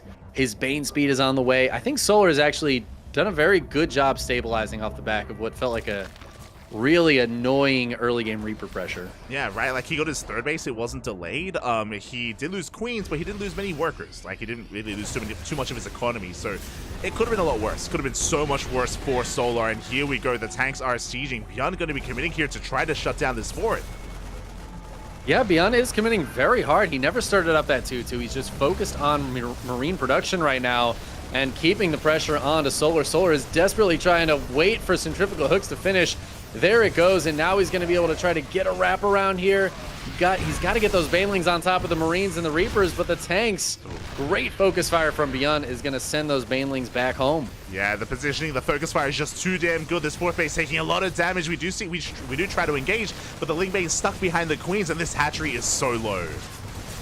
Yeah, it's taking a lot of damage here. Solar really wants to save it and maintain his base count, and he's going to go for it, finally clearing up these siege tanks, forcing the Marines to stim on backwards. Not seeing any of those KDH charges, though, but it looks like Beyond's just going to lift up and get out of there with what he can. Solar holds on and maintains a supply lead. He's still on 80 drones. He's still on 5 bases, and I feel like Solar, that would look super dicey, but I think he's in a good position now. Yeah, it's so important that he saved this base. Like, this hatchery should by all means be dead right now, but Solar, he holds onto the base, and now he can get away with 2-2. Now we can get away with the Hydras. +2 attack just started for Beyond. These upgrades are so late. They were an afterthought for Beyond, and now he may stop falling behind. Yeah, I mean, we see that 2-2 is honestly almost done for Solar, and that armor and attack, a little mismatch there for Beyond, going to be a problem moving forward, I'm sure. He also doesn't have his 4th base up and running quite yet. The command center is only about halfway done, and he's really got to get some damage done here. He's got to take some good trades. He's losing a couple more tanks. The Marines getting caught a little bit here. Those medevacs are all so low. He's got to be careful of the Hydras and the Queens.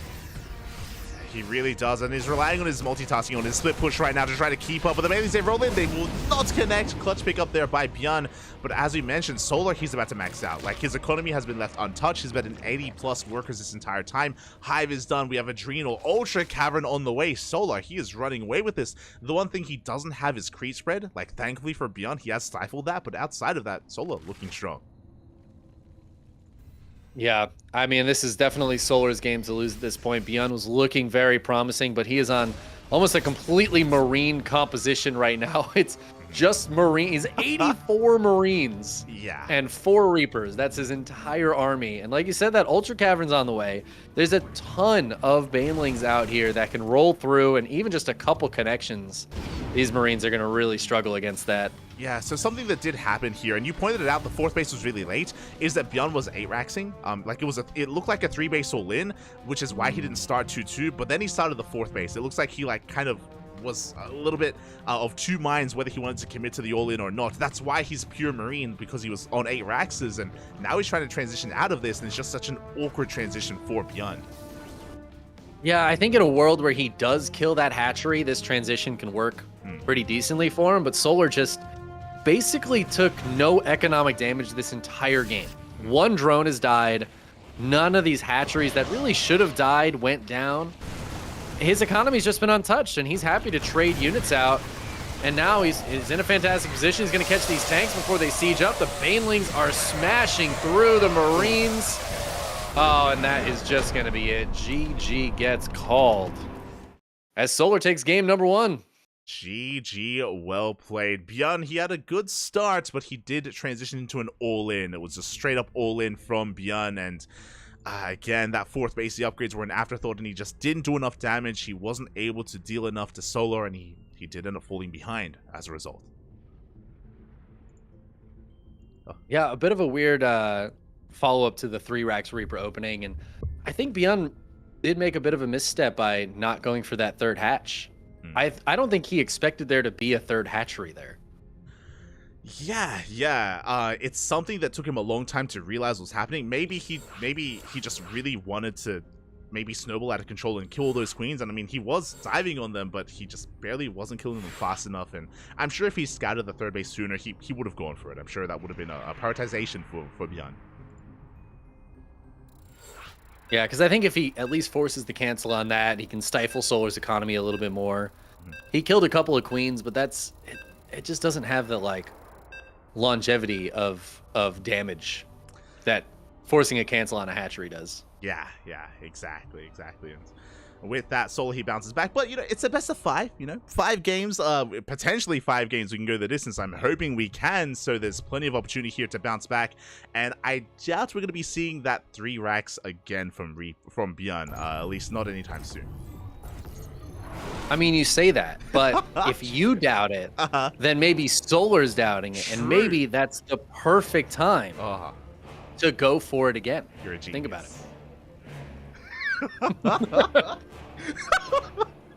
Let's go. Spawning in the bottom right-hand corner of Oceanborn, we have the South Korean Terran player down in this series, looking to fight back, representing Shopify Rebellion. It is Bjorn.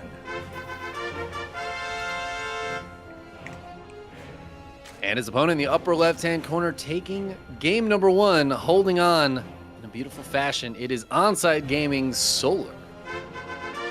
And we're going for a proxy 2 racks, by the way. And sorry, did I say 2 racks? That's a 3rd SCV moving out across the map. Proxy 2 or 3 racks has such a high win rate in tournaments. I almost never see this strategy lose, so I'm glad Bjorn's going for it. Yeah. I mean, I've seen Solar die to this before, unironically. Like, this can sometimes catch Solar off guard. Why not? There is not a Zerg in the world who hasn't died to this in an extremely important tournament match. This is like, it's a good thing to mix in. You got to keep the Zergs on their toes just when they're thinking they're safe. Just when they're thinking, no. They don't even think about the proxy racks. Yeah. They're focused on the macro game. Solar right now, he's thinking about Reapers. And those Marines are going to hit when he's thinking about Reapers. There you go. That's Bjorn's strength right now. Exactly. I mean, again, Bjorn, he realized that, hold up, last game, I went for 1 proxy racks. Clearly that was the problem. I need to proxy every rack, Spappy, and here we go. The Marines are on the way. SCVs are coming in for those bunkers as well. It's going to be on Solar to react. Now, he does see 2 SCVs. He may think it's a 2 racks, and that's kind of a big part of this. Boys are being pulled. Solar, he wants to try to shut this down. Yeah, the immediate boy pull here to try to send these guys back and at least force the cancel on the bunkers. He does force 1 cancel, but a new bunker goes down. Marines are going to start to show up here. The drones trying to chase those Marines, see if they can get us around. Solar's coming really far off creep against this right now, and oh, this might be bad. Yeah. This is a lot of Marines here. It is. Beyond's going to start to just kill every single drone. I don't know if this game's going to last too much longer. Yeah, we've seen this before. It's going to happen again. That's 9 dead workers. That is already too much damage done. This could have worked against a proxy 2 racks, but against a 3 racks, as you mentioned, there are so many Marines. There are so many more Marines here to deal with this. The bunker does finish, and now we're looking to dive in. I mean, the body block, but it just doesn't matter. GG. And once again, dude, that build, it's just so good. I don't know why. I almost never see it lose. I don't know why Terran players don't just proxy 3x every game, I'll be honest. Just why? Wait. So, all right. I'll tell you why. Okay. Because if they did it every game, Zergs would never lose to it. It really is. As much as I was joking about it, it really is that Solar just wasn't thinking about it. And, like, obviously, you know, it's in there, right? He's got the Overlord in position. But it's not at the forefront of his mind. He's surprised by it, and it's just that reaction. And that puts Solar in the worst spot, right? Yes. Because he's not super focused. It's so easy to deal with if you're like, okay, you're going to proxy 3 racks, mate. If you know that's what's coming, you can just handle it. Oh, yeah. So very important to quickly point out there, and a big part of the reaction of Solar as well, that we kind of mentioned, is that there are 2 builds. There's proxy 2 racks and proxy 3 racks, and they both do require different reactions out of the Zerg player, and that is also why Bjorn showed 2 SCVs initially against the Overlord to force the boy pool, because fun fact, against a proxy 3 racks, you don't want to pull the boys. As we saw, like, there were just that many more Marines, so Solar just misjudged the situation. He was already committed to it. He had to try to engage, and I just snowballed out of control in favor of Bjorn. Yeah, you're absolutely right. I mean, that's a strategy that works against the 2 racks, but not necessarily against the 3. So some good little, cheeky little mind games there from our Terran player, who is now spawning in the lower left-hand corner of Solaris. It is Bjorn. Spawning in the top right-hand corner, we have as opponent, we have the South Korean Zerg player, the Blue Zerg representing onside, being forced into a tied-up series here, hoping that he can fight back and making sure he retains control of his mental state. It is Solar. Yeah, I think that's the real advantage of winning a game with a 3 racks, proxy 3 racks, is your opponent is definitely on a little bit of tilt after that. At least a little bit. And that does open things up for Bjorn to mix it up later on. You know, he could proxy 3 racks again. He could proxy 2 racks even as well and try to force like an underreaction or an overreaction. Like, the mind games are real with how this series plays out. So we'll see how this all does come together, as Bjorn is going to be skirting around the edge here with this SCV. Yeah, is he gonna put that 3rd racks down again? Oh my god! Let's go! Let's go! Bobby! This is good. Dolan, is that you? Once again, you're absolutely right. Yeah, Dolan is well known, especially in the Korean community, for having the best builds. Everybody knows this. Oh yeah, yeah. This is the Dolan build, by the way. Yeah. Oh, that's so beautiful. Oh my god. So this could be one of 2 things. One of 2 things here. It could be double factory mass cyclone. That was a build that did rise in popularity. We've seen Ryung do it. We've seen Oliveira do it in the new patch. This could also be the Dolan variation instead is to go for an armory and go for mass Hellion and go for a Hellbat push, like an early Hellbat push. So could be one or the other. I believe the Dolan build is designed to make it look like cyclones to kind of shake up your opponent and catch them off guard. But regardless, like, this is going to hit hard. Yeah, this is going to be, I mean, Solar needs to figure out what he's up against, or at least some amount of what he's up against right now. And this is, again, Bjorn kind of playing on the expectation a little bit, right? Yeah. Like, I feel like Solar's thinking macro game, you know? And You just catch him off guard. He doesn't scout the proxy. I don't even think he scouted the front of the wall. Ooh. He is going to go check it out now. And this is an important scout for Solar. Yeah. I think that would have seen the command center. I think those links would have. It's possible. It's possible that we barely could have seen the command center there. So Solar, he's piecing this together. Third base is on the way. I love that we're fanning out links. There we go. We are fanning out links here towards the north and southern half of the map. He is looking for what is coming his way. This is not the most uncommon of builds, but like you don't see this every day, you know? Like so Solar, this I don't know if this is really on his mind. We need a lot of queens. We need as many queens as possible. We need links as well. We'll see if Solar can react in time. Yeah, I mean, he is just building a bunch of links right now. Link speed is getting pretty close to finishing up. This third base is going to be in some trouble, I think, but I feel like that's the least of Solar's worries right now because this could snowball very easily. He is producing 3 queens at a time, too. Yeah, 3 queens at a time. He has to be very careful with the lings. Essentially, the lings, they need to get a surround on these cyclones. If they do not, then Bjorn can break through. This is an all-in. Bjorn is going to be... He should be ignoring the third base. He should be going straight for the natural, straight for the kill, as he is still just amassing more cyclones. And here we go. He's pulling the trigger. He does reveal his hand. Yep. You're going to show these cyclones moving out. Some SCVs coming as well. They can repair, or they can just kind of body block. Oh, what is this cyclone doing? These cyclones pathing the wrong direction, and one of them's just going to get caught and killed. That is a huge problem for Beyond. Even just one is a big loss here. There's only 7. Oh no, and another one. The miss rally. Oh no. Yeah, this factory rally is just hurting Beyond. GG gets called as he bleeds out 2 cyclones, and Solar takes it. Oh my god. Oh man, Solar either knew exactly what he was up against, or he just smelled something fishy, and he was like, he was like, lings and queens. I'm just gonna build lings and queens. I don't know what the hell you're doing. Lings and queens. Yeah. It was a good response. It was a good reaction from Solar. But as we saw, to lose 2 cyclones like that, like when you're 1 base all in, every unit counts. Every unit is so precious to you, and to bleed out 2 units for free like that, that is game. Like that is just game then and there. I mean, that was like an 1/8 of his army, or not even more than that. It's like almost a quarter of his army. Yeah. That just died. You know, that's a huge percentage, especially with something like cyclones, where the more you have, the less the lings really matter, because you can have that like tight group. They kill the lings so quickly. Losing a big portion of your army like that is very painful. Oh yeah. Good defense from Solar. Good defense overall, and here we go. We're getting into our next game. Solar, he needs 1 more to win it all. Meanwhile, Bjorn has to fight back here and now to force the ace match. Yeah, we are entering match point for the Zerg player. But he's got to pull it back. The Terran in the upper right-hand corner of Alcyone. It is the Shopify Rebellion's Beyond.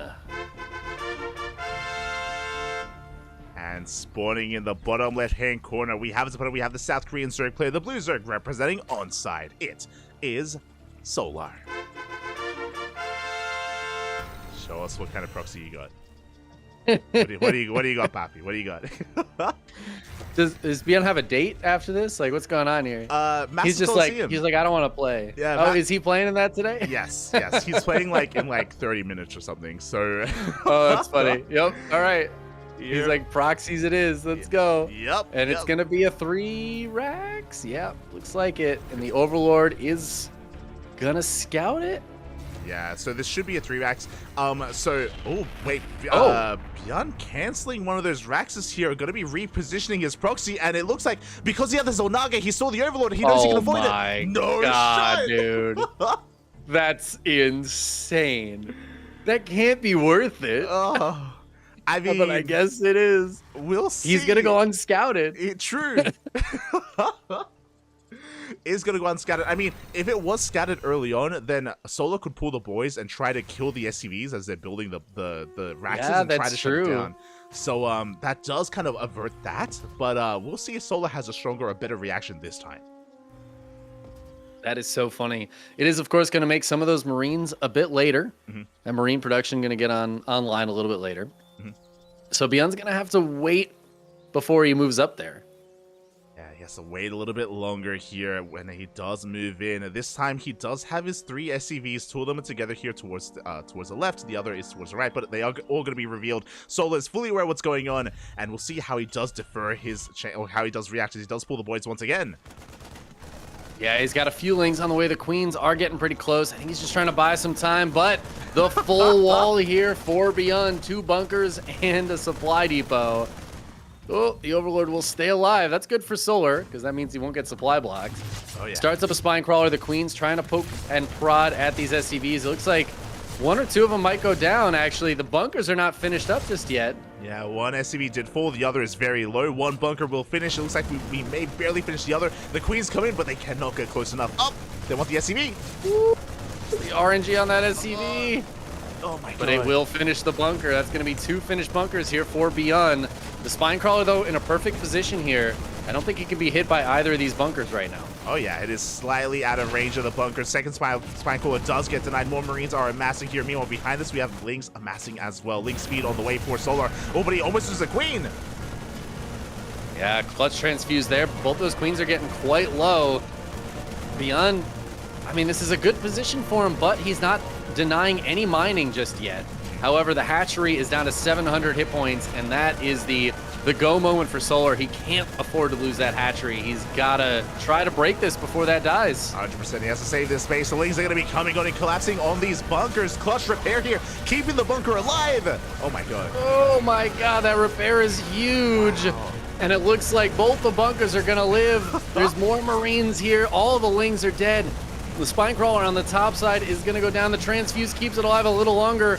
But another SCV was even brought over, a couple more, and that is just going to be too much. Beyond ties it up and brings us to the ace match. GG. Gee, look, we already said it, but mate, Proxy 3-Racks, I've never seen it lose. Dude, it doesn't lose. It doesn't lose. Oh my god. You know what? Maybe you're right. Maybe Beyond needs to do the Masa and just proxy bunker rush every single game. Let's go. Honestly, his win rate so far is killer. It's insane. It's insane right now. And with that, we are going all the way to the ace match. It all ends here on Site Delta. And the question becomes, do we get another Proxy 3-Racks? Do we get another Proxy Factory? Like, what do you want to see? Do we see something crazy like a Proxy 1-1-1? A Proxy 1-1-1 would be so sick. That would be so cool. I don't think we're going to get that, but man, that would just make me so happy. Oh. I think we're more likely to see, maybe we could get like 4 Racks Reaper. Oh. 5 Racks Reaper. Oh. You know, how many Raxes of Reapers can you support on one base? That's what I want Beyond to answer for us right now. Okay, well, he is here to answer our questions, to fulfill our dreams, as spawning in the bottom right-hand corner of Site Delta, tying up the series 2-2, forcing the ace match, representing Shopify Rebellion. It is Beyond. And his opponent able to win in all the games where there's not a Proxy 3-Racks. It is Onside Gaming's Solar.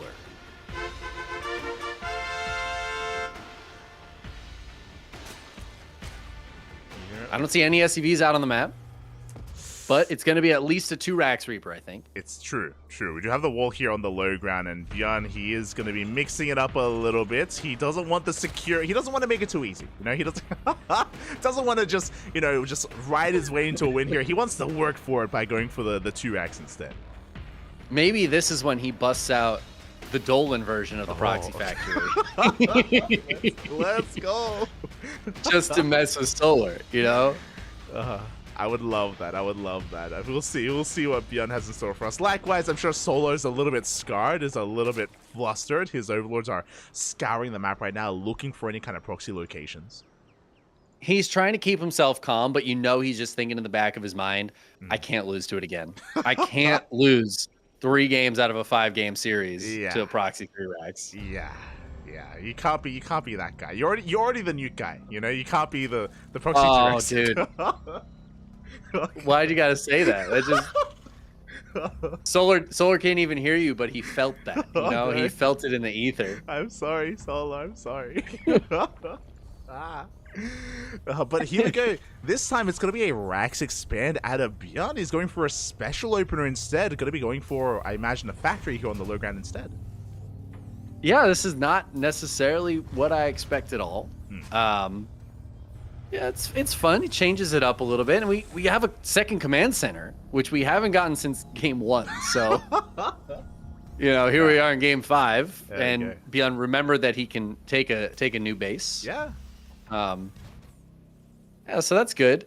There is obviously the vulnerability of having your production in the wall, especially a factory. I feel like in the wall can be a little bit dangerous down there, but this is not dark.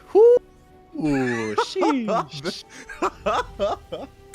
This third is not CC. Let's go, dude. I love this. Third CC before factory. This is almost as greedy as you can bet. The only greedier way to do this is like CC first before Rax even, which would have been even crazier. But this is still wild. Going to be going 3 CC into, I imagine, 2 Raxes, soon to be maybe even 3 Raxes. This is wild. Yeah, it could just be a 3 Rax follow up. His wall is still not closed, but why worry about it? Yeah. He's got Marines out front. Look, he's good. He's Gucci. Yeah, you don't need a wall. Again, this is not dark. This is solar, so he doesn't really have to worry about like there being 7 roaches running across the map right now. It's just not something that I expect solar to do. Maybe if it was like a GSL match, he might bust something like that out, but solar is usually pretty macro focused. Yeah, and I love that Beyond, after cheesing 3 games in a row, is like, all right, 3 Racks, let's go. Yeah. Or 3 CC, excuse me. Let's go. I mean, I agree. Like, just to echo what you've been saying, again, Dark is known for more aggressive style. Same with Shin as well. I think the 2 of them are hyper-aggressive Zerg players. But Solar, he's a little more passive. He's a little more standard. So you can take advantage of him at times. Like, this is a really smart thing to do against Solar specifically. And yeah, he's going to get away with it. Like, there's no aggression. There's no early Roach War. And Solar won't be touching Beyond at all. And he's behind this, even went for a faster eBay before the factory. And it is going to be a factory follow-up. Yeah, I mean, this is, it's kind of got like a 2-1-1 vibe to it. It looks like he's going to be able to have stim and +1 as he moves out with, I'm imagining, 2 medevacs full of Marines in a little bit here. Yeah, which is kind of crazy. Like, having that +1, right? Like, to lined up with stim is wild here, as he should be working towards that add-on swap, as you were saying, for a 3cc 2-1-1. Yeah, Beyond, having some fun here. I love this. This is such like it's such a metagame best of 5 thing to do when you've just cheesed a bunch. You're against a player like Solar, who again you don't expect to be super aggressive, so you take that risk, and in this case it's paying off so far. We'll see if he's able to get some damage done with these Marines, but he's already put himself in a great spot by having the 3 CCs done. Oh yeah, definitely. Meanwhile, back at home, Solar, who went Hatch Gas Pool into a 3rd base, he went for a very safe opener. I believe he threw down a Bailey Nest before Lair, so very safe opener here from Solar, which would have saved him against like a Hellbat push, for example, or an early rush, but doesn't really have too much use here. So now he's working towards his Lair, working towards bailing speed, working towards his mid game, but yeah, just really safe play, and that tells me that Solar, he has been a little bit scarred by this series. He's not the same. Yeah, he's definitely playing this a little differently than I think he would just play a regular macro game, but I think at this point he's realized it's something macro focused, and the Marines are going to start to put some pressure on here. The medevac's coming out. He's got some Lings on the way. We're entering a fairly normal mid game, but I just like the way Beyond's gotten here, and that +1 I think is going to be a little bit unexpected and should just make these Marines flat out better against Lings and Queens.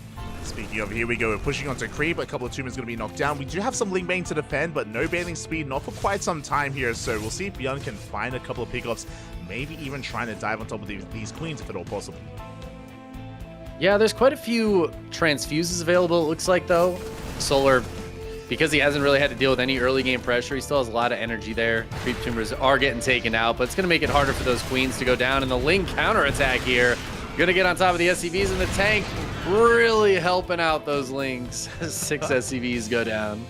Yeah, really good friendly fire from Solar to force that out of Beyond, and does punish the move out as well. This double drop didn't really do any damage. He killed a couple of Tumors, but that was it, and he lost 6 SCVs in the process. So good counter damage here, and very, very necessary for Solar, considering the more greedier build of Beyond.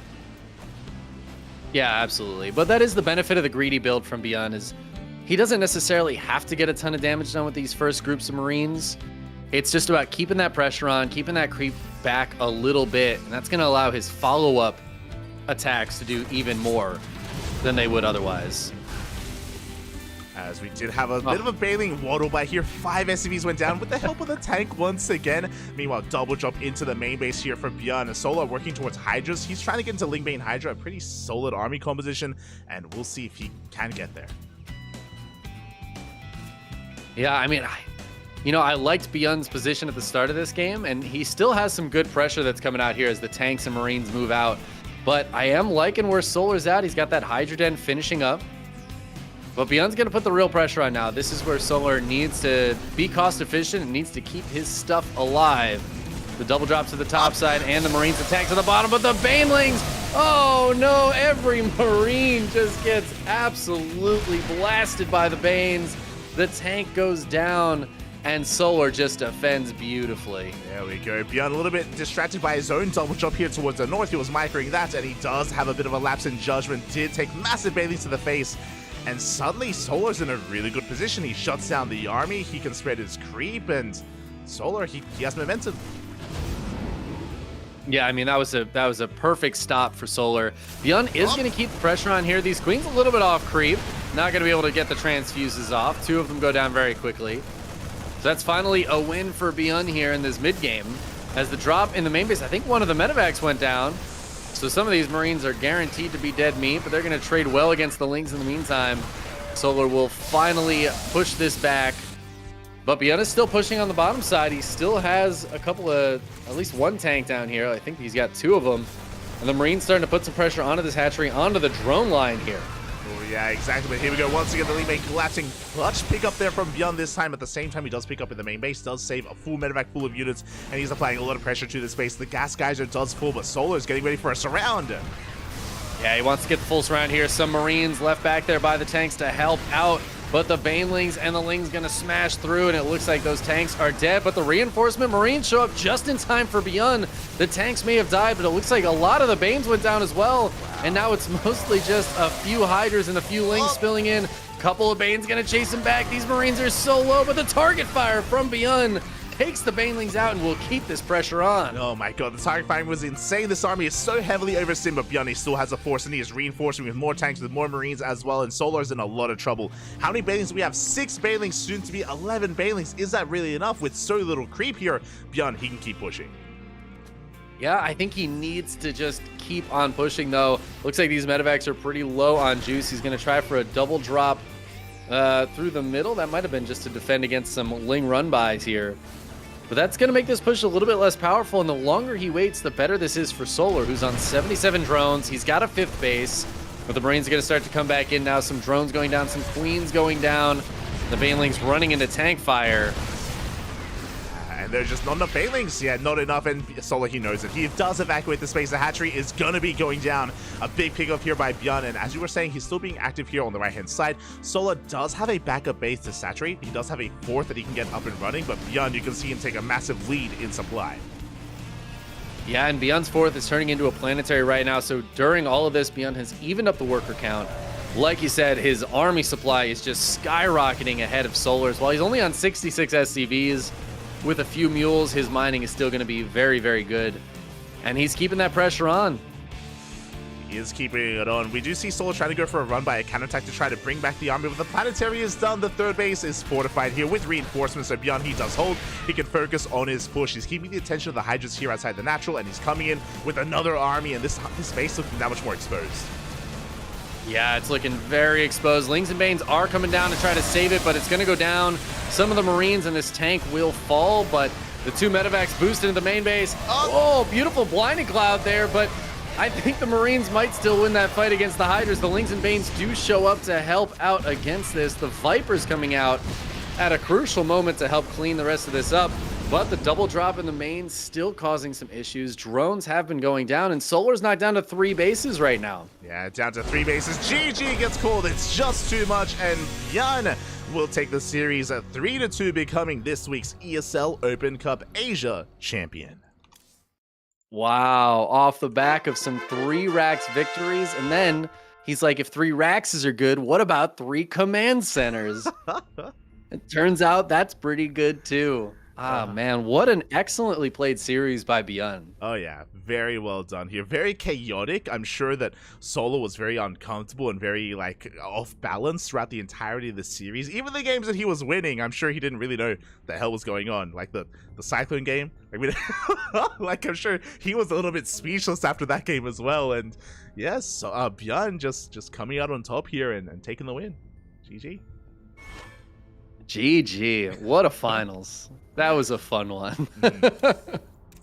Oh yeah, it was a great finals, and it was a great cast as well. Thank you so much, Chicken Man, for joining me here. Not the most standard of finals, not the most standard of matches that we casted. It was very chaotic, but I mean that's that's what happens when the duck and the chicken come together. Yeah. That's right. That's right. Some exciting games. I love to see it. Now you're gonna go cast the Masters Coliseum, if I'm not mistaken. Yes. I'm gonna be handing the keys to the stream over to Kuro. Kuro's gonna be going live, and I'll be casting the Masters Coliseum just after this. For those that are curious, Bjorn is gonna be competing tonight in that event as well, which is maybe why he was a little bit rushed in some of these games, but it didn't stop him from winning. That's true. That's true. I mean, Proxy 3 racks. It's a good build. What can we say? It's pretty good. it's pretty good, Pappy. It's pretty good. Oh my god. But yeah, it was great. Chicken Man, do you plan on casting like the ESL Open Cups for Americas or Europe later, or what's I happening? will not be able to. I have to work during the day, unfortunately. So no EU or NA for me this week. Fair enough. But you do have a KSL later, yes? We do have KSL this week, thankfully. That's good. Yes, good time. Is that going to be your next broadcast? Do you know if you're getting involved in any of the OSC casting? I know like the OSC Championships is on the horizon. I don't have anything scheduled just yet. I know the championships have started up, but right now it's just KSL this week, and maybe I'll play some Zero Space. I've been really enjoying that. True. How's it been? How's Zero Space been? It's been good. I enjoy it. It's a lot of fun. There's a lot to learn, which is like, it's daunting, but it's really exciting. Oh, nice. I'll sink my teeth into it. When it comes a little bit more open to the public. But I'll be there. I'll join you. I'll join you in the space. I can't wait. All right, you have a great rest of your day. I'm gonna go to sleep now that it's 4 o'clock in the morning. Fair enough. Sweet dreams. I hope you dream of proxy through axes, non-stop proxy through axes. It's beautiful. Wish you the best. I will. I'll get bunker rushed in my dreams. No, you be the one bunker rushing, man. You turn it on its head. Have fun with it. Yes, I will bunker rush. I will. All right. Thank you for the cast. I'll see you around. All right.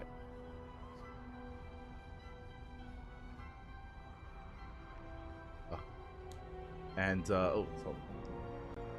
need to fix this up. And with that, as we did mention, we are not done here for the night. We are going to be live in a couple of minutes here with the Masters Coliseum. Hold on, just need to fix this up. I apologize for the webcams as well. I know the cams were a little bit scuffed. I know it was a little bit all over the place. I'll fix it. Get around to it. Hold on. I do need to get a better setup when I'm casting with someone else in another channel like that.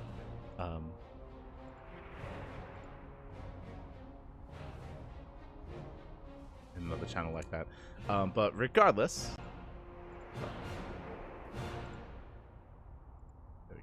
I hope everyone had a great time. Hope everyone had an amazing time here in the grand finals of ESL Open Cup Asia. We are going to be heading off for now, and I'm going to be going live in a minute or so with the Masters Coliseum. So if you want some Korean and European and American action, we're going to be live with Kira versus Dark, Mar versus Cyril, Max Spec versus Shin, as well as Beyond Series. So we'll see you guys in a couple of minutes. Until then, thanks for watching, thanks for the support, and see you guys soon.